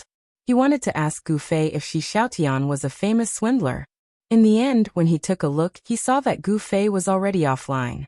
Let them be. The Han family's young master said. Matchless Wonder hasn't reported that we're going to throw the equipment. Brother Yu said. Hee, big news has to come bit by bit. Don't worry, they're professionals with news skills. You're just a gossiper, so don't worry. Just watch the show. Han family young master said. Brother Yu was speechless. At this time he wasn't in the mood to watch the show. This was a closely related matter, but the public opinion was one-sided. Matchless Wonder's draft had just turned the situation around a bit, but those gunmen came over and killed them. He even got shot quite a few times. He really wanted to chop someone up. Brother Yu looked at his friend list. Gu Fei wasn't online. He was very depressed. He really wanted to follow Gu Fei to do some wanted missions. The forum continued to explode. The gunmen that Ingqi brought over could be said to be doing their best, inciting the emotions of the players. In comparison, Against the Heavens side was a bit lacking. There wasn't a single person involved who came out to refute. Other unrelated people, even if they wanted to speak, they couldn't raise their voices. This commotion wasn't a scolding battle at all, because one of the sides had actually never gone on stage. And at this time, another heavy bomb was dropped. The boss of Ingqi Studio, the Game ID Unparalleled Wonder, personally accepted a joint interview from 52 Gaming Network's Watcher Inada and JoJo Gaming Network's Uncle Mu Tong. The two websites had already published the interview draft. Compared to Fun Gaming Network's report, 52 Gaming Network and JoJo Gaming Network's report pushed the hatred between Against the Heavens and Ingqi Studio a lot further, all the way to the negotiation between Five Nights and Qianli Drunk and the others about the efficient leveling method. In the two websites' descriptions, Five Nights was a sincere businessman. He repeatedly gave in to the harsh conditions proposed by Qianli Drunk and the others. He only wanted to make this cooperation happen. But in the end, because of some unacceptable conditions, the negotiations didn't succeed. Then, Qianli Drunk revealed his ferocious nature and killed Ingqi director Five Nights after the negotiations broke down. As for the Fun Games website, it was reported that director Five Nights had secretly organized Cloud Cities guilds to destroy an extremely heaven-defying action. However, in this report, there was a different explanation. The kind-hearted director Five Nights wanted to cooperate with Against the Heavens regarding the city's business, but because of the previous incident where Qianli Drunk killed him, he found some Cloud City players to accompany him. He also wanted to borrow the fame of the large number of players in Cloud City. In the end, Against the Heavens was extremely arrogant. Not only was he unwilling to cooperate, he even caused a calamity in Cloud City. This calamity directly caused the average level of the players in Cloud City to drop by 0.47. Countless people lost their treasured equipment, and the flames of war even spread to Moonlit Night City. At this point, the reporter was moved to broadcast unparalleled wonders regret for the dissolution of the 10 Guild Alliance in Moonlit Night City. He encouraged the players of the 10 Guild Alliance not to give up because of the betrayal of their former leader, Yin Zhongmu. If everyone worked together, they would eventually be able to restore the glory of the 10 Guild Alliance. This time, it was also a report from the official media, and it was from two different media outlets. They were both famous reporters in the online gaming world, and it was two of them. Although they were not as famous as Mudo, with the addition of two, the sense of reality increased. He had already been one-sidedly suppressed, and was even despised on the forum as if he was worse than a pig or a dog. Brother Yu was about to vomit blood when he saw the post. He scolded shameless scum, and reconnected to the game. Once again, he was filled with righteous indignation. This time, the reaction was a little bigger. Zhan Wushang and Imperial Sky God Ming finally followed suit and scolded him for being shameless. White can be called black. These two must have been bribed by Ingqi. There are so many players involved in this incident, I don't believe they can all be bribed. Brother Yu believed in justice. They don't need to be bribed. Han Family Young Master calmly said. What? Brother Yu didn't understand. Shepherd Cloud Guild, Black Underworld Alliance. Do you really expect these people, who were tortured by Qianli and then extorted a huge sum of money, to speak for us? Young Master Han asked. Brother Yu was flabbergasted. Are they going to be shameless too? Everyone is shameless. I don't think so, but those who are interviewed will definitely be shameless. Those who aren't shameless won't have any weight. Han Family Young Master said. What should we do? Brother Yu was a bit panicked. What should we do? Didn't we already agree? Han Family Young Master said. What? Throw the equipment. Han Family Young Master calmly said. I don't think we need to wait for so many reports. Since you like to go to the forums so much, you can go and make a post. How should I write it? Brother Yu said. Ingqi Studio's despicable, obscene and dirty methods have harmed players. We've looted a bunch of blood and sweat from Ingqi's storage, and now we're giving it back to the players of Cloud and Night City, who were harmed by Ingqi's despicable, obscene and dirty methods. Everyone come online early tomorrow, we're going to throw out some equipment. Whoever picks it up gets it. Everyone come and try your luck. Han Family's Young Master said. Is this okay? Brother Yu muttered. That's the main idea. You do as you see fit. Han Family Young Master said. It's decided. Tomorrow? Brother Yu said. Tomorrow then. Han Family Young Master said. Brother Yu went. This time it wasn't an official media, so there weren't many people following up. A simple post, but it became the biggest bomb of the day. Compared to this, what were the messy gossips between the two families worth? It was just something for the bored players, and in reality, It had nothing to do with many people. But now there were real benefits to be gained, so what was the point of gossiping? All of the posts were instantly ignored, and everyone gathered under the post. Some questioned the authenticity of the post, some asked what was in it, some asked about the time and location. Some even said, "Students at the back, don't reply anymore, it's too late." Their intentions didn't need to be explained.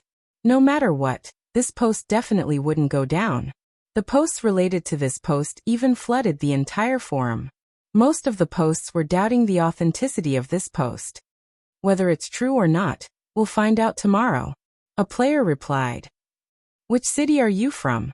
Someone asked. "Cloud City." "Fuck, I'm from Itai City." "Damn it, I'm not chatting anymore, I'm going back to the game." That night, it created the highest number of people online in the morning in the parallel world, surpassing the number of online players during the City War event. The game officials were embarrassed. It turned out that it was so easy to create a game online record. The game officials had been following up on this matter, but how should they judge it? Would the game officials have to deal with it? The debate within the game officials was much more intense than on the forum. There wasn't a fight on the forum, because one side didn't care about the other. Compared to this, don't we have something more important to do? A staff member suddenly said. "What is it?" "If all the players from the parallel world are gathered in one or two main cities, how can the server handle it?" Everyone was stunned when they heard this. No one knew better than them that the parallel world was said to be a single server for the entire world, but in reality, it was also operated by multiple servers in parallel. A main city was usually hosted by a single server, and switching to a main city was equivalent to crossing servers. But now, if all the players from the parallel world were to be gathered in one server, it would definitely not be able to handle it. Either the server would crash, or the cards, that had disappeared from online games for God knows how many years would reappear.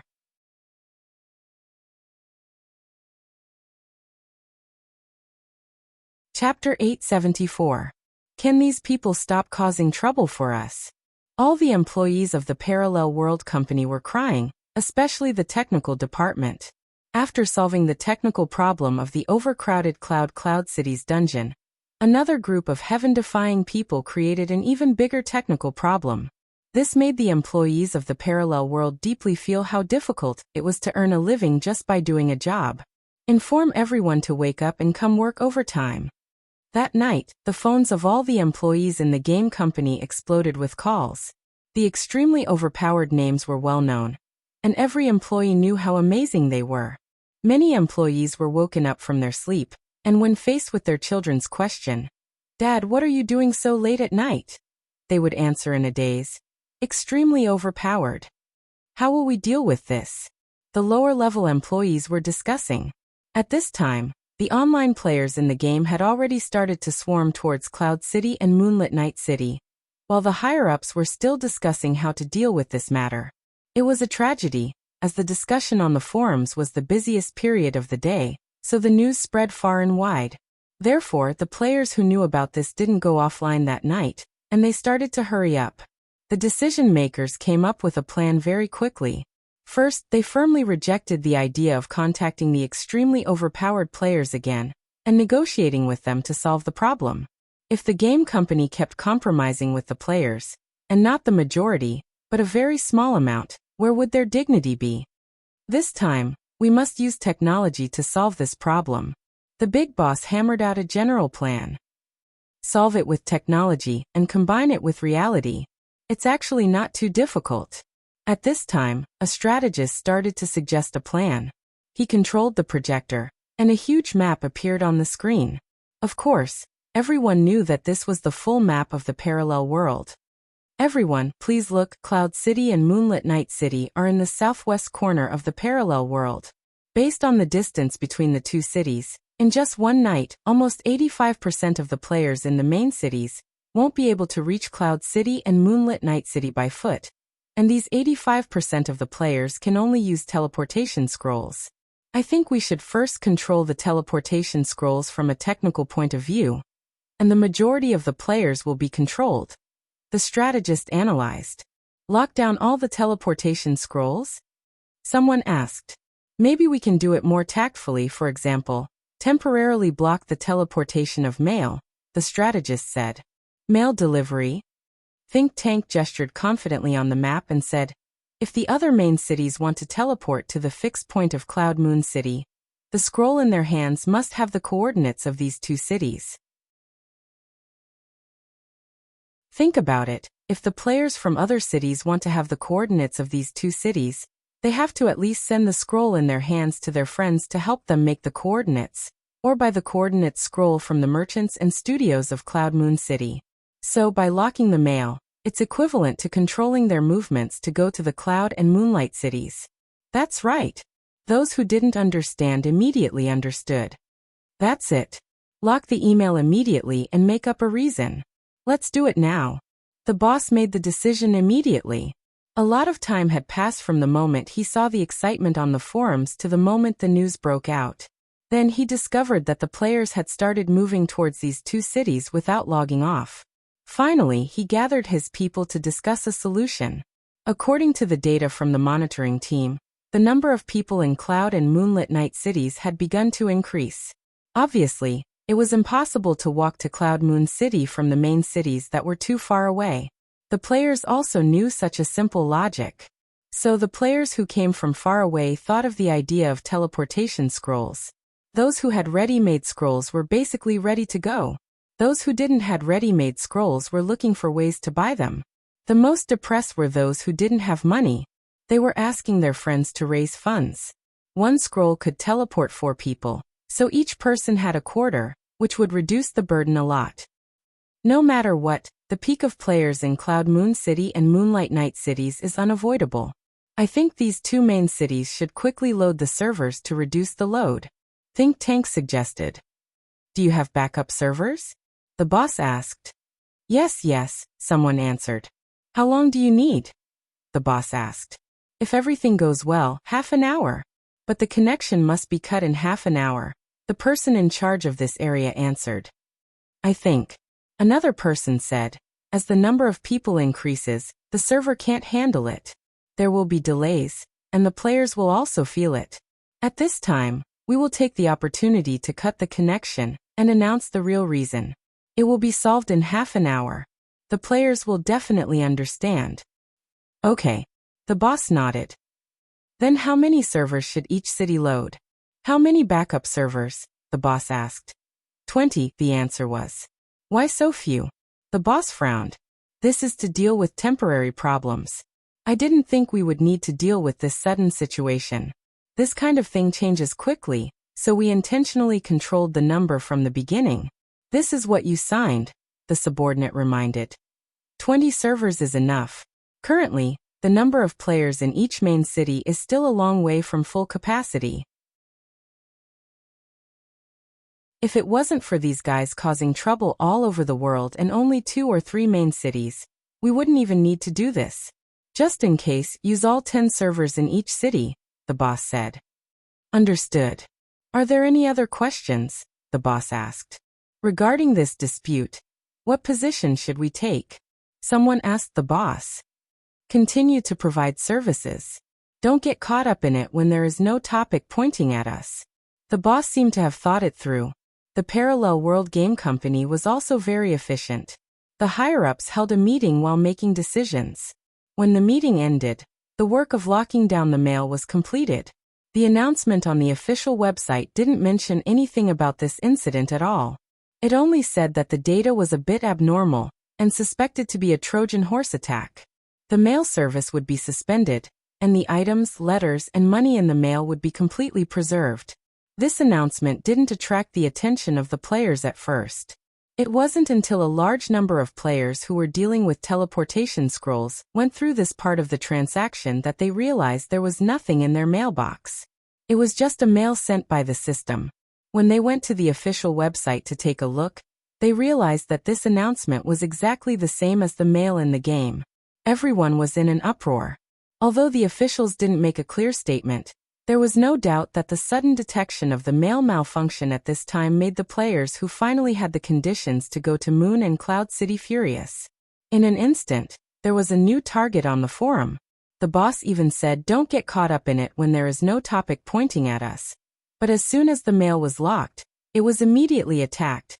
Everyone in the game company didn't expect that the busiest department of the night was the customer service department.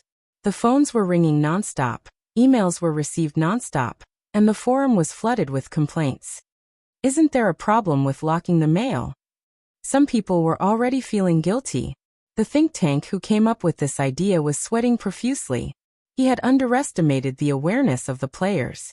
Even if the players didn't think of the purpose of this move, as long as this happened and blocked everyone's path to wealth, no matter what the player's true purpose was, they would still come to trample on you. The customer service manager was glaring at him. It was said that there were already 4 customer service girls who were scolded to tears by the players. "Crazy, they're all crazy," someone said in a daze. At this time, the first group of players who were migrating on foot had reached the destination. From the map, it could be seen that Cloud City was closer to the corner than Moonlit City. For people in the world, Moonlit City was the closer choice. In fact, many main cities wanted to go to Cloud City, and Moonlit City would become a transit point. At this time, Moonlit City was a step ahead of Cloud City, and there were even more players who didn't plan to continue. Moonlit City's city area and outside the city were filled with people. The network lag that had been extinct in online games for many years had finally appeared. Moreover, in the holographic mode, the players had a whole new experience. Every player had mastered teleportation, and the scene in front of them was always reincarnating. The words that they had just said were actually heard again in the next second. Where did the sound come from? No idea. Amidst the panic, the system announcement appeared without delay. The server is overloaded and will stop working soon. Players, please pay attention to the official homepage. 10 seconds later, the Moonlit City players were all cut off from the internet. Everyone rushed to the homepage and saw the announcement that the game company had prepared. This announcement didn't cause too much commotion. The players could understand the real reason. More importantly, the game company promised to solve the problem within half an hour, which made the players feel at ease. Reality proved that the game company in the parallel world was quite honest when it came to operations. The native players of Moonlit City were the most displeased. According to their knowledge, they were a guild from Cloud City, and they were the ones who had caused this to happen. Yet, in the end, Moonlit City had been disconnected. What was going on? The temporary shutdown of the server didn't cause a huge uproar, but the mailbox problem still needed to be solved. The announcement had been out for more than an hour, but there were still players complaining and cursing. 3 girls from the customer service department ran to the washroom in tears. Another announcement. Mailbox monitoring is also to be responsible for the players. If the data is damaged, it's the players' interests that are lost. That's why the mailbox is locked. The secretary immediately recorded the boss's instructions. Of course, the boss meant what he said. The official announcement still needed to be polished. Polite words like "players, please understand," and "not having a mailbox does not affect the game. Have fun playing" still needed to be said. After this announcement, the players quieted down a little. Many players who had calmed down began to ask how long it would take to solve the problem, hoping for a clear answer. Therefore, the game company replied that because it was an external attack, they couldn't estimate the time and asked everyone to pay attention to the latest announcement. Everything was just like the saying, telling a lie requires countless lies to cover it up. The game company found an excuse to lock the mailbox, and now they had no choice but to continue lying to patch it up. More importantly, with so many players being so aggressive, it seemed like they couldn't keep using this mailbox lock. It was better to find another way. Once again, the higher-ups sat together nervously. Among the players who were denouncing the mailbox incident, there was no lack of forever comrades. He had to rely on the mailbox to contact his subordinates. He was planning to deal with all the mail once it piled up, but he didn't expect to receive a system mail like this when he arrived. He was furious. Then he realized that with the mailbox locked, they couldn't go to Cloud Peak or Moonlit Night City.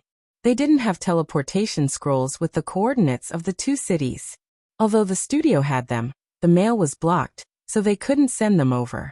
The news that they were going to dump their equipment was also known by now. Matchless Genius was furious. He didn't expect these guys to be so calm. There were so many equipment scrolls, and they weren't tempted at all. Perhaps each of them kept some for themselves, but they were willing to give up most of it. This was undoubtedly a smart move. This move easily shut the mouths of the players. No one cared about who was right and who was wrong in this fight between against Matchless and Matchless. What was worse was that this move couldn't be replicated by Matchless Genius. Although they had more resources on hand, the equipment that Matchless Genius threw away belonged to them, so they were the ones who felt bad. Now that they were throwing it away, would they continue to feel bad? What's more, what was the point of this? Just by throwing it away, they would be able to kill against Matchless Genius? Not only was there no reason for Matchless Genius to throw it away, but it also proved that he was an idiot. Shameless. Too shameless. Matchless Genius clenched his teeth in anger and messaged Forever. Immediately go to Cloud City. If you see against Matchless Genius, kill him. I can't go. Forever replied miserably. Why? My mailbox is locked. I can't get a teleportation scroll. Forever replied. Matchless Genius couldn't even curse anymore. He felt like he was really unlucky. Why did so many things have to happen at the same time? How's it going with the people I asked you to bring? Matchless Genius asked. My mailbox is locked. Do I have to use my mailbox for this? Can't you change your contact details? Go and leave your ID on the announcement and open your friends list. If that doesn't work, leave your phone number, your QQ and your email. Don't you know how to do that? Matchless Genius roared. In fact, ever since he hired the Eagle Party as his personal guard, he had never spoken so rudely to the players. This time he was angry, truly angry. Forever was tactful and replied, I'll get it done before disappearing. Fuck, why is it like this? Matchless Genius felt like things were going too far from what he had planned. He didn't know if he could turn things around. At this time, Cloud City, with Moonlit City acting as their cover, was very peaceful. Aside from the obvious increase in the number of players in the wilderness on the streets, these players had teleported to Cloud City before their mailboxes were locked. Their numbers weren't enough to cause congestion in Cloud City, but it was obvious that there was an increase in the number of people. This was different from a siege war where players would gather in one place. These players were moving around freely like normal people, making Cloud City look very lively. It was very heaven-defying, and he was quite busy at the moment. Countless players were trying to contact them and find out what was going to happen tomorrow. These players had traveled thousands of miles to come here, and if they returned empty-handed, they would lose face. They had to at least get something. This was especially true for those OP players who felt that they had the upper hand at this moment. However, it was a pity that this operation was extremely heaven-defying. Only the core members of the guild were participating. Apart from them, the rest were Cloud Twilight's subordinates. Although the others knew about this, they weren't much different from other players. They were even thinking of coming out early the next day to pick up the loot. As members of their own guild, they were treated like this. It was hard to bear. However, the guild's internal department had already digested this problem. Yesterday, Sword Ghost had gone to find Yun Xiang and dealt with this problem. Otherwise, the guild members wouldn't have been able to explain the entire plan at all. It was a little sad. After knowing the whole story, the very strong players didn't have any more objections and continued doing what they were doing. However, it was troublesome to have friends come to ask. If they said they didn't know, they wouldn't believe them. In the end, everyone was a bit embarrassed. However, everyone was mentally prepared for this situation. They had a clear conscience. It's a lot livelier. Han Family Young Master stood at the entrance of the tavern, feeling quite depressed. He wasn't afraid of the liveliness. What annoyed him was that there were so many people that the tavern was full. This was already the 7th tavern he went to, and it was still full of people. From this point, Han Family Young Master regretted making this plan. That's good. Moonlit City has already stopped connecting because there are too many people. Brother, you said. It seems like everyone is paying attention to our operation this time. Han Family Young Master said. But the things we have, I'm afraid we can't satisfy so many people, right? Brother Yu said. Of course. Compared to so many players, this amount of resources is too small. Han family young master said. How much do we have? Did Yunting tell us? About 1/15 of the resources of Yingqi's studio. Han family young master said. That's a lot. Brother Yu's eyes widened. At that time, they couldn't even move half of the warehouse. He didn't think that they would have 1/15 of the resources. It seemed like when Unparalleled Wonder was interviewed by Shi Xiaotian, he didn't say much about the resources. Hey, where are you going? After Brother Yu said this, he realized that Han family young master had already disappeared. He turned around and saw that he had left without a word. Seeing everyone's passion, I'm touched. I've decided to go offline and rest. I'll come back early tomorrow to deliver the goods. Han family young master waved his hand without turning back. Is that so? Isn't it because there's no place to drink? Brother Yu muttered.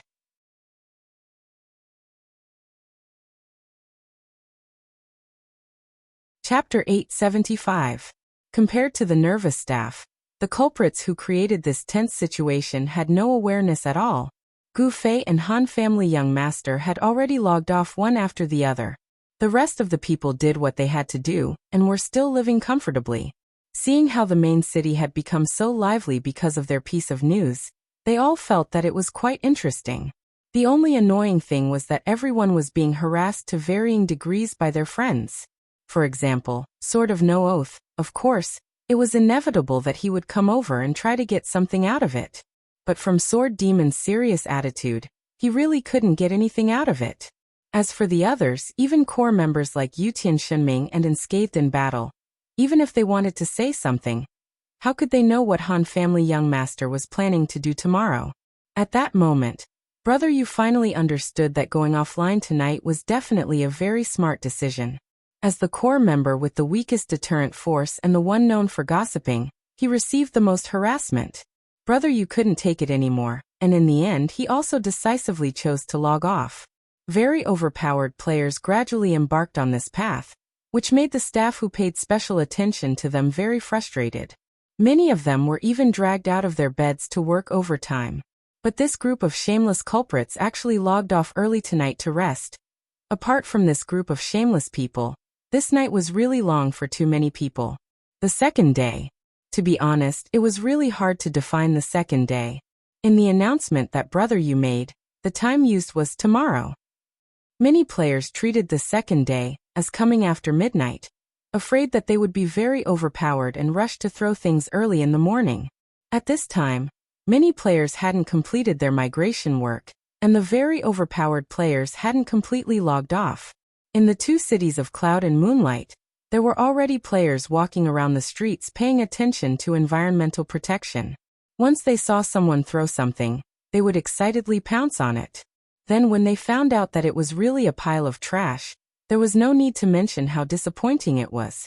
Speaking of the forum notice, the players were quite depressed.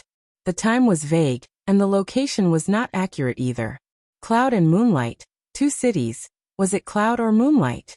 Countless players were struggling to make a decision that night. Some people thought that since Cloud Sky was the home of these people, Cloud Sky would be the first to start. Others thought that Cloud Sky would do the exact opposite and throw Moonlit Night before returning home.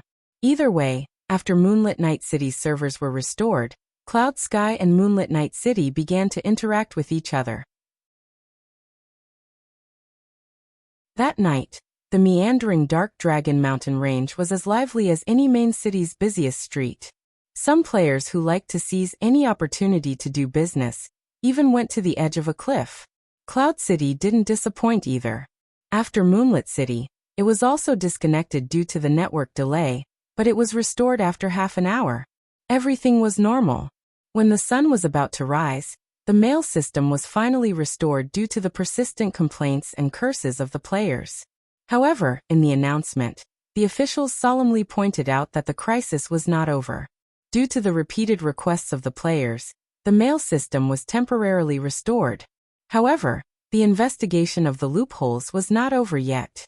With the circulation of mail, the difficulty and efficiency of the investigation would decrease, and there might be a delay in the delivery of mail. This message was very subtle. After Moonlit Night City and Cloud Sky were overcrowded, the smart players had already guessed the true intention of the officials to suspend the mail system. At this time, when this message came out, many people were already aware that if they sent teleportation scrolls, they would be delayed. However, when they continued to try, they realized that they couldn't get their hands on teleportation scrolls anymore.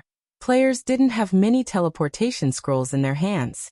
Studios would deliberately hoard these things, and during special times, these things would have special value. For example, tonight, when the teleportation scrolls were hyped up, many studios had already raised their swords high, ready to cut down the players' heads and faces. However, they didn't expect that the game company would actually make a move on them. Powerful studios were all well known in the game company. Tonight, they were all contacted by the game company, and the content was the same. They hoped that they would cooperate and control the trade of teleportation scrolls tonight. The reason was also the truth. The game company said it politely, and the studios also fully understood their intentions. The so-called control of the trade, of course, was best to directly suspend the trade. Although the development of the studio's industry was booming, it wasn't yet the time to twist the thigh of the game company. Moreover, the game company obviously regarded their players as God, and at this time, they unscrupulously chose to sacrifice the interests of their studios. The bosses of the studios could only swallow their anger and arrange for the trade of teleportation scrolls to be suspended.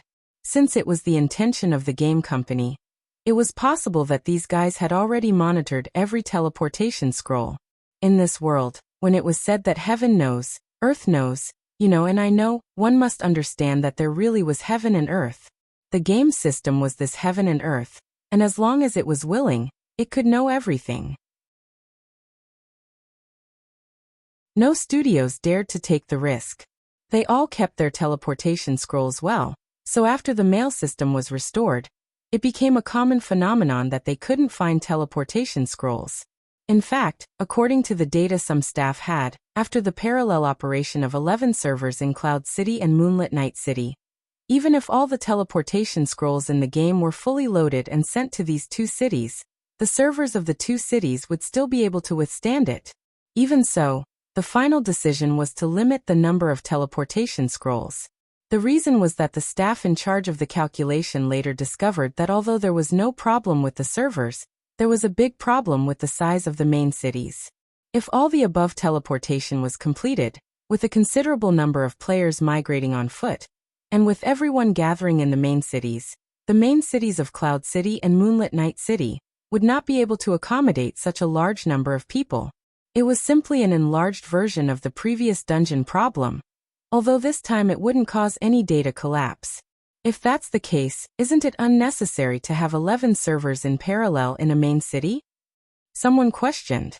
Just in case, there's more servers to ensure the quality. Someone said. But, no buts, it's the boss's intention to use all 10 servers. Therefore the person who said but immediately shut up. What's the situation in the two cities now? The big boss of the parallel world sat in his office, looking at the white sky outside the window and asking his subordinates. He didn't rest much that night, and could be considered a very dedicated boss. This matter wasn't too big of a deal, and it didn't really require him, the highest decision-maker, to personally command the situation. The situation of the network in the two cities is stable, and the emotions of the players are also relatively stable, the subordinate reported. What about the very overpowered people? The guild that could be remembered by the big boss of the game company was very overpowered, and it was already making history. They are all offline. At this time the subordinate held back his tears. He was one of the people who was very dissatisfied with the overpowered people who created big trouble, and then lived happily in the world. These troublesome people. The big boss sighed. Delete them. The subordinate couldn't help but say. Of course, the big boss knew that he was just being impulsive and joking, so he just laughed it off. He turned back and looked outside the window. It's morning. It's probably time for those guys to come online. The subordinate's tone was that of a bear coming out of its cave. Another lively day. The big boss sighed. Did the overpowered people come online? The answer was no. Although they went offline earlier than usual, it was still after midnight. How could they come online at dawn? However, many of the players who stayed up all night couldn't take it anymore. And the studios that stayed up all night were also very tired. The players went offline, afraid that all their hard work would go to waste. The workers had already solved the problem and could rest, but they couldn't bear to miss this scene. Everyone was thinking, "Bastard, when are we going to come online?"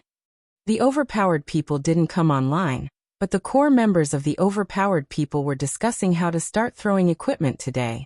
Communication was everywhere, and it didn't have to be in the game. The direction of the forum has completely changed. No one mentioned anything about us and Ing Chi's studio for the entire night. They were all talking about us throwing equipment. Brother Yu was very happy. Only now did he realize how sharp the Han family young master's move was. The one who was more depressed about this was Mudo Mudo. They wanted to slowly release this more eye-catching topic, but in the end, it was exposed by the overpowered people. What are we going to do today? Brother Yu asked. Throw equipment in both cities at once. Old Yin, you can bring some people over to Moonlit Night City. You guys are more familiar with it. Han family young master said. No problem. Yin Zhongmu nodded. Leave Cloud City to us. We'll do it at the same time. We'll throw equipment once an hour. There's no need to make an announcement. We'll let the players discover the pattern. 25 people from each city will throw one item at a time. I did a rough calculation. It'll start at noon, and it'll be lively until the peak at night. When it's the peak, we'll throw out everything we have. Han family young master said. Why don't we throw it all at once? Someone asked. If we throw it too quickly, some people will feel like we didn't throw it at all. If we continue for a bit longer, then people will know that this has been going on for a long time. When we're done, we'll make an announcement on the forums. Han family young master said. Ing Chi's people will probably cause trouble, right? Brother Yu was worried. Cause trouble? How can he cause trouble? But remember, the people in charge of throwing equipment shouldn't wear their guild badges. It's best if they cover their faces. We can't rule out the possibility that some people will kill us and steal our equipment. Han family young master said. I'm just worried that Ing Chi will send people to do the same. Brother Yu said. Even I don't know where to throw the equipment. Do you think Ing Chi's people will know? Han family young master said. What if? What if? Why don't you worry about people killing us and stealing our equipment?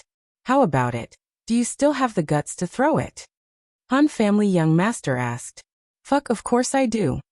It was necessary to be stubborn, but after saying this, Brother Yu still felt a bit guilty. In the end, there was still Yu Tianxinming's unreliable consolation. Don't worry, Brother Yu. Even if you die, the equipment might not drop.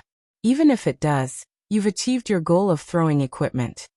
Brother Yu cried for a long time before he came back to his senses and said, I think the official announcement on the mail system seems to be a restriction on us.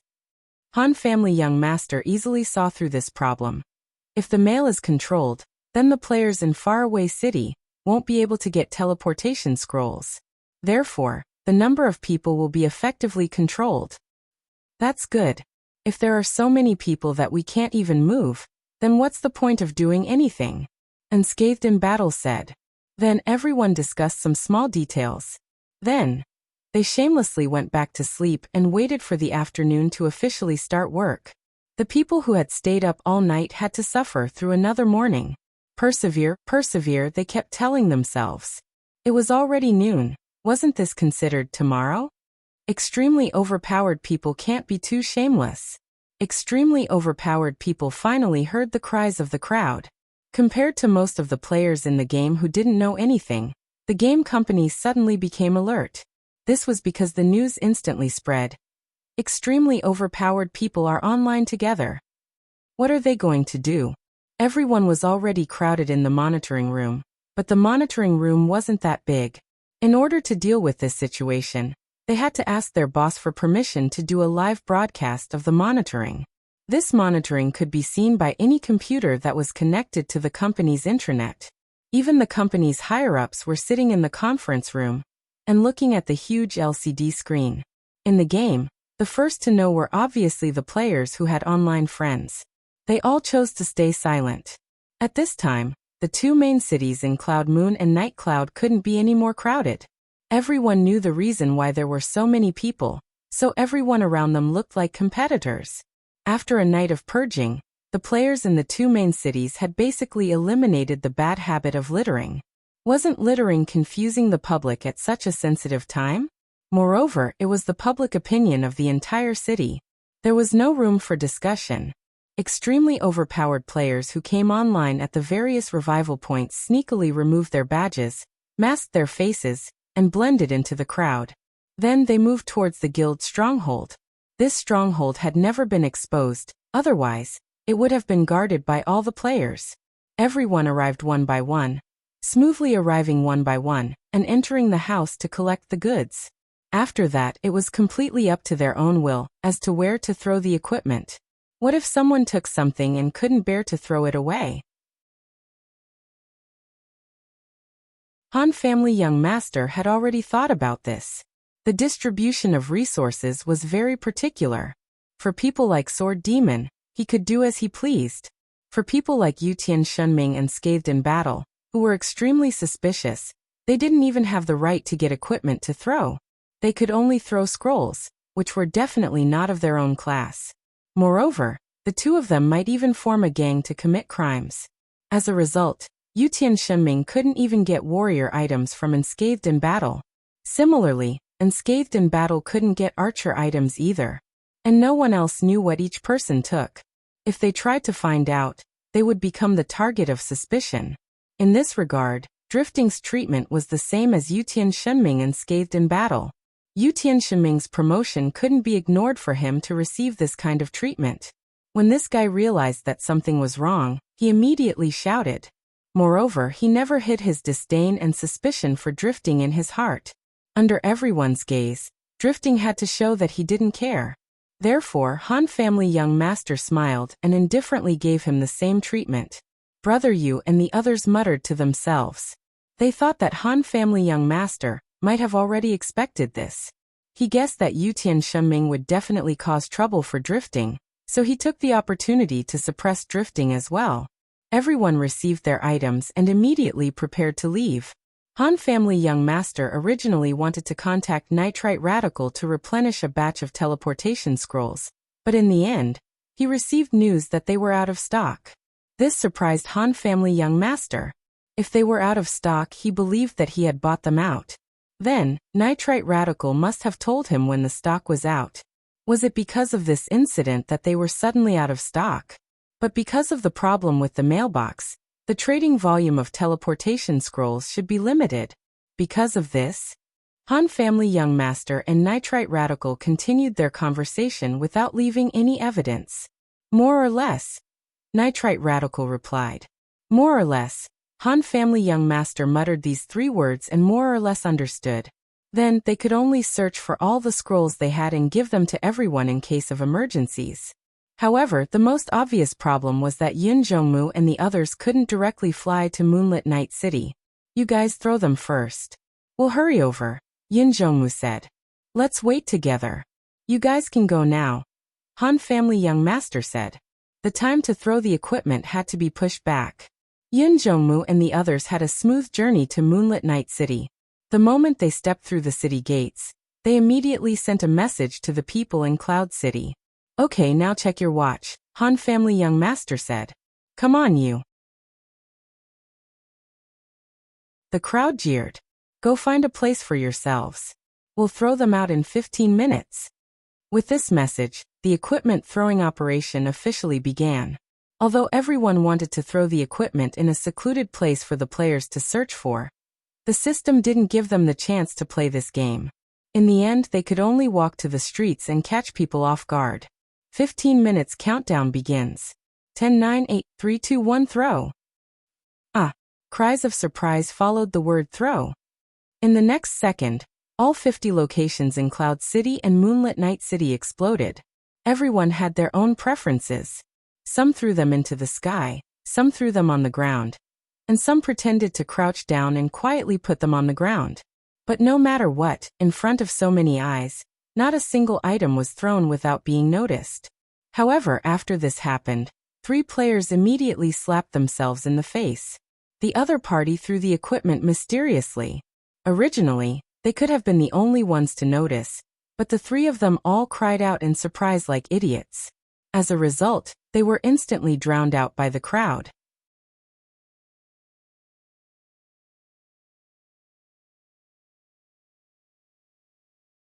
Chapter 876. Before throwing, make sure you know your escape route. This was emphasized by Han family young master. With this guy's dark side, he naturally tried his best to figure out other people's thoughts in the dark. In his mind, it was inevitable for people to surround and kill the person who threw the equipment. Therefore, equipment throwing was actually a high-risk activity. He did not participate in it himself. At this time he was sitting in Little Ray's bar, and drinking very comfortably. Around him was a crowd that was eyeing him covetously. In Cloud City, who didn't know that this Han family young master was a very overpowered character. Now that he was very overpowered and was holding an equipment throwing activity, if this guy sat in the bar, the equipment would probably drop from him. Han family young master's face was too recognizable. Moreover, it was not convenient for him to cover his face. Wasn't he drinking? Han family young master had very strict requirements when it came to drinking. Drinking with his face covered was really too unpleasant. Those who waited patiently for Han family young master to throw equipment were honest people. Of course, there were also people with bad intentions. At this time, they carefully looked around and confirmed that there were no strong combatants such as Qianli drunk, Sword Demon, and so on. With their faces covered, they made up their minds and wanted to blow up this Han family young master. It was understandable for these guys to have such thoughts. Nowadays, overpowered players were all moving treasures in the eyes of everyone. After killing them, they were afraid that they wouldn't drop anything. As long as they dropped something, it would definitely be something good. Under such temptation, finally, someone walked on the path of making a mistake. These guys with evil intentions quickly found the same look in the eyes of the crowd. They could communicate with each other very well. When they saw that there were also people who planned to do the same, they didn't think too much and rushed out quickly. Han family young master was a cleric. In their eyes, such a guy with no combat ability was a big fat sheep. Whoever was late would not be able to eat him. Just when these guys were about to squeeze out of the crowd, suddenly, Han family young master spread his hands in the air and shouted, "Coming!" Ah! The crowd erupted. When the Han family young master threw the item, it flew in all directions. The item was very small and flew very fast.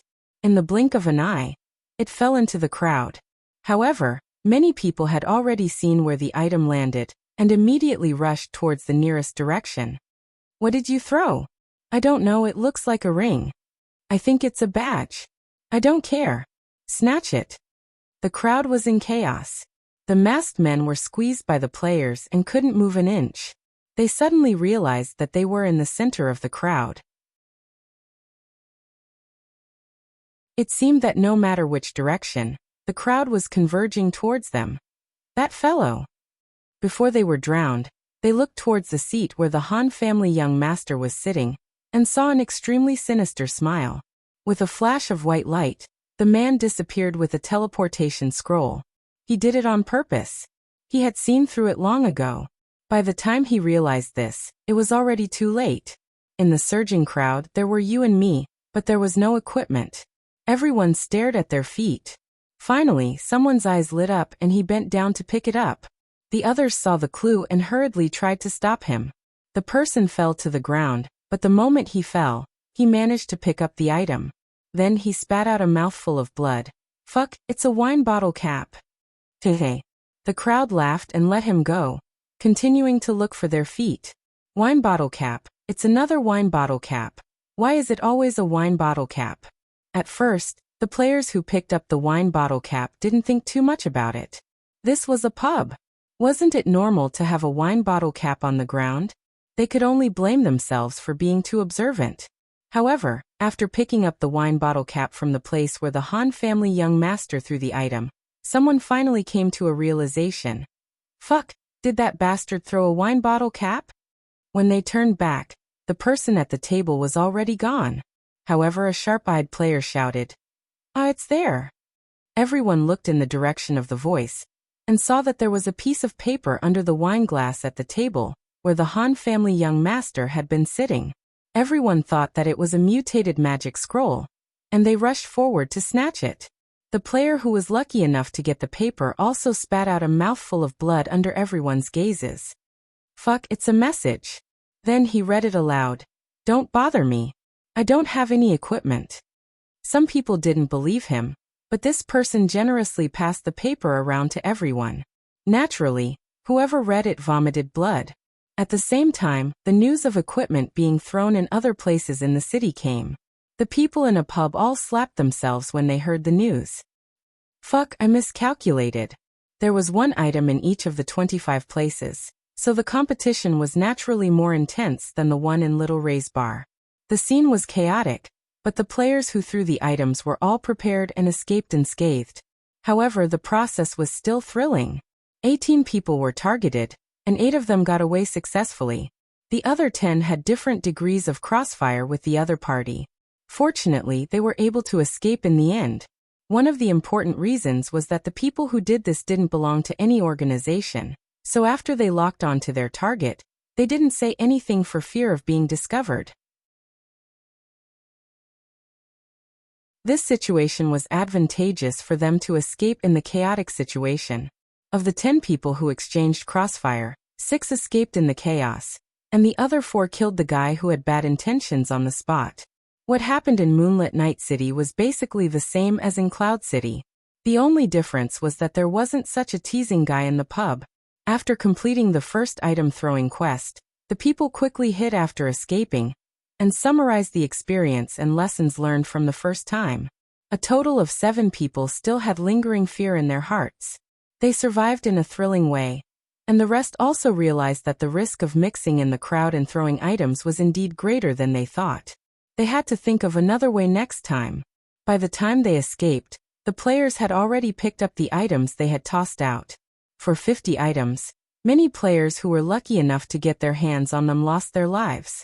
However, looking at the value of these items, most players who lost their lives felt that it was worth it. Some gossipers quickly showed off their luck to their friends, and the news spread quickly. Soon even the forums were posted. However, the players who posted only heard about this item, and then it disappeared in the blink of an eye. They were still in a hurry to go back to the game to pick up the items. Although most players still didn't know whether the items were good or not, at least they were really being dropped. This point was already confirmed by the players in the 2 main cities, so they rubbed their fists and looked forward to the next round. The forum was filled with people who were far away from the city, and didn't have the opportunity to participate in the 2 cities' activities. After seeing the dropped item, half of them asked what else was there, and the other half begged for teleportation scrolls. As time passed, in this hour, a few more items that had been thrown in the first round appeared on the forum. All of them made people drool with envy. Some players had already complained to the officials, asking for fair treatment and to participate in the "you throw, I'll pick" event in the 2 cities. Now the officials were also paying attention to this event, and they even responded to the players. The official statement basically meant, "This is the player's own behavior, it's none of my business." In the blink of an eye, an hour passed. The fighting spirit of the players in the 2 cities that had been stirred up in the first round was somewhat extinguished. Out of 10 players, 8 or 9 were denouncing the very heaven-defying behavior of not throwing the items quickly. The second round quietly arrived. This time, no one saw anyone throw things into the sky, no one saw anyone quietly put things on the ground, no one saw anyone pretend to tie their shoelaces. In the 2 main cities, 25 places each, a total of 50 places, everyone heard a shout at the same time. "Hey, look over there." Everyone looked there, and so they saw what they had been waiting for an hour. Crazy snatching again, but this time, the very heaven-defying players didn't expose themselves. They all put the items in a certain place when no one was paying attention, and then gave the order to collectively shout such a shout. Crazy snatching, another round of crazy snatching. Crazy snatching, another round of crazy snatching.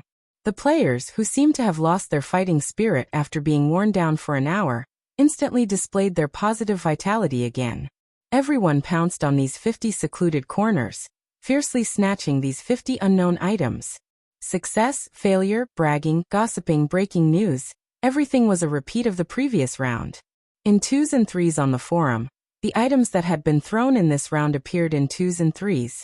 In terms of value, it was comparable to the previous round.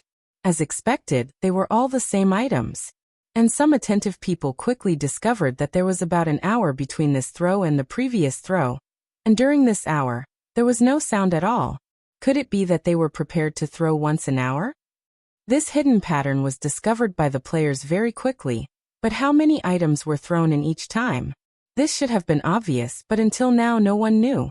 After all, this required the 50 people who had picked up the items to drop at the same time. But who would have the time to do that? People were always like this. If they were lucky once, they would definitely want to be lucky a second time. After these 2 rounds, a total of 100 lucky people were excitedly preparing for the third round. For the third round, the players were also a little prepared. They roughly estimated that it would last for this hour. Seeing that the time was approaching, everyone became more alert. An hour was up. Everyone's ears perked up, and their eyes widened. Cloud City and Moonlight City were currently the 2 main cities with the most people, but at the same time, they were also the 2 main cities with the quietest people. In the end, there was no sound, and no one threw anything. 1 minute, 2 minutes, 3 minutes, 4 minutes. 10 minutes passed, and there was no news of any items being picked up. The players looked at each other.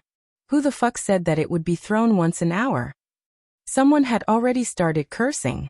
After all, throwing once an hour was everyone's speculation. Someone was very heaven-defying, but he had never said such a thing. Have you finished throwing them? That's it. Damn, that's all? Too many people complained. This kind of complaint definitely wouldn't stop. Even if everyone was given an item, there would always be people who felt that another round was more appropriate. People were always greedy. While the players were discussing, another 10 minutes passed in the blink of an eye.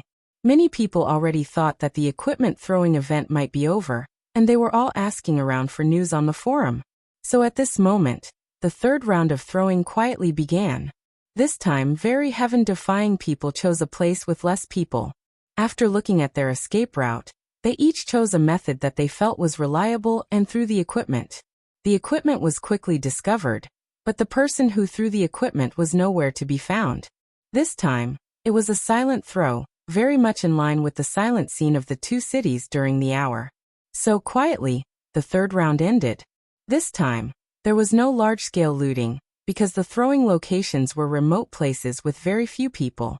At this time, it was really not easy to find 25 such places in the 2 cities, so they were late by 20 minutes. Everyone felt a little guilty. But Han Family Young Master said, "The rules are set by us, and we can also change them. I said that it would be thrown once an hour, but I didn't say which minute of the hour it would be. Even if it was thrown at the 59th minute, it would still be considered an hour." Compared to the previous 2 times, the third time was really not as enthusiastic. Many players who heard the news were in disbelief and at a loss. It's over? When did it end? 10 minutes ago? Fuck. Why did I only know about it now? The movement of the throwing was small, so the range of the news was small, and it spread slowly. This third round of throwing took quite a long time to be accepted by the players. And this time, the players who picked up the items seemed to be low-key, and the information on the forum was less than the previous time. Is it really going to end? Rumors started to spread again. Everyone felt that this event was going to slowly disappear in this kind of silence. So, the fourth round could not be more public. When the hour was up, the first to know about it were not the players waiting in the game, but the players in the offline forum. In the forum, a post suddenly appeared, previewing the 50 coordinates of the 2 main cities when the fourth round was thrown. Fuck. At this time, the players sitting on the computer and browsing the forum were all sad and angry. They hated it. Although they had first-hand information, They couldn't fly over and snatch the item. In the end, they could only contact their friends and relatives in the two cities to tell them about this news. The players in the two cities were in an uproar. When some people suspected that this post was a prank, they got an answer that it wasn't. This was because the idea of the post was clear: Brother Yu, the most ferocious Brother Yu on the forum, and also one of the very overpowered core members, Brother Yu. No one doubted it anymore, and everyone chose the nearest place to run. This was because it was said that the post was a preview, which meant that they hadn't started throwing yet, so they had to hurry and grab this place. Because of this post, the flow of people in the two cities became concentrated, which was rare. Although there were some players who didn't know about this, there were already empty streets in the two cities. So at this time a second post appeared on the forum. Because the location in the preview was too crowded, the thrower couldn't reach the scene, so he had to change it to the following location. Shwa shwa shwa, another 50 coordinates appeared. Fuck. The players in front of the computer all vomited blood. And those who replied with disdain, while those who contacted their friends and relatives hurriedly contacted them. When the news was sent into the game, this time no one made a sound, and they all quietly turned around and left. On the empty street, 50 very overpowered heroes waited. They needed to wait until someone came out of their line of sight, or else if they threw it now that there was no one there, the equipment might have already been taken by the system. This time, there was no doubt that the archers and bandits had a great advantage. Their speed allowed them to snatch back the second coordinates without any suspense. This time, they didn't come for nothing. They had already seen the masked player. After seeing them, the masked player threw down an item, turned around, and left. Another round of crazy running. This round, it wasn't just luck that mattered. It seemed like it depended on one's connections and character attributes. Players who didn't have connections wouldn't be able to receive information from their friends and relatives offline. Players who didn't have movement speed attributes wouldn't be able to win this round of running. At the same time, this round finally let the players know how many items were thrown. And because they were all obtained through friends and relatives offline, this time, there was a collective explosion of 50 items. Equipment, scrolls, precious trade skill materials, and rare quest items. 50 items. Every one of them had their own value, and none of them were dispensable. In comparison, the least valuable item was probably the electric enhancement scroll. However, this only meant that it wasn't valuable. For an electric mage, this item's practical value was the same as a water enhancement scroll. 50 items at once. That's a lot. The players exclaimed. After seeing the value of these 50 items, everyone was embarrassed to say that 50 items at once was not a good number. Moreover, no one suspected that there was anything fishy about this extremely overpowered behavior. The player had thrown out 50 items at once, a total of 200 items. Every one of them was valuable. Even if they swept through the entire auction house and trading street of a main city, they might not be able to find 200 items of such value at once. Moreover, the player had been thrown to you for free. How could you say that it wasn't a good number? The players waited expectantly for the fifth round of benefits. Compared to the previous competition of connections and movement speed, the fifth round had become a competition of luck. The very overpowered player who threw the equipment didn't do anything else after it was time. He just walked towards a random player and whispered, "You're in luck. Follow me." Therefore, the players who followed him received the items that were thrown out in the fifth round. Compared to the previous 3 rounds, this round was even more secretive. Therefore, Brother Yu made a post after the event, announcing that this round had ended and that 50 players had received the gifts. Then 50 players also revealed the promised information. This was supposed to be a competition of pure luck. However, the final results showed that the proportion of female players who had won the prizes was surprisingly high. Among the 50 players, there were 44 female players who had won, and every single one of them was a beauty. There was no need to say anything. Even if most of the players weren't as obvious about this as Yu Tianxinming's Unscathed in Battle, this was indeed a popular activity. Therefore, under such circumstances, who would want a player who was pleasing to the eye? 44 players found a beautiful player. Being beautiful is also a very lucky thing. Unscathed in battle expressed his opinion. No, this is also a type of strength. The young master of the Han family seriously discussed the matter. You're tuning in to the Li Mei's Wuxia Whispers YouTube channel. We're so grateful for your support, and don't forget to subscribe to join us on this incredible journey through captivating stories. Your generosity through donations truly makes a world of difference, as it's the primary source of revenue that allows me to expand and enhance this channel for you. Thank you from the bottom of my heart for being a part of this adventure.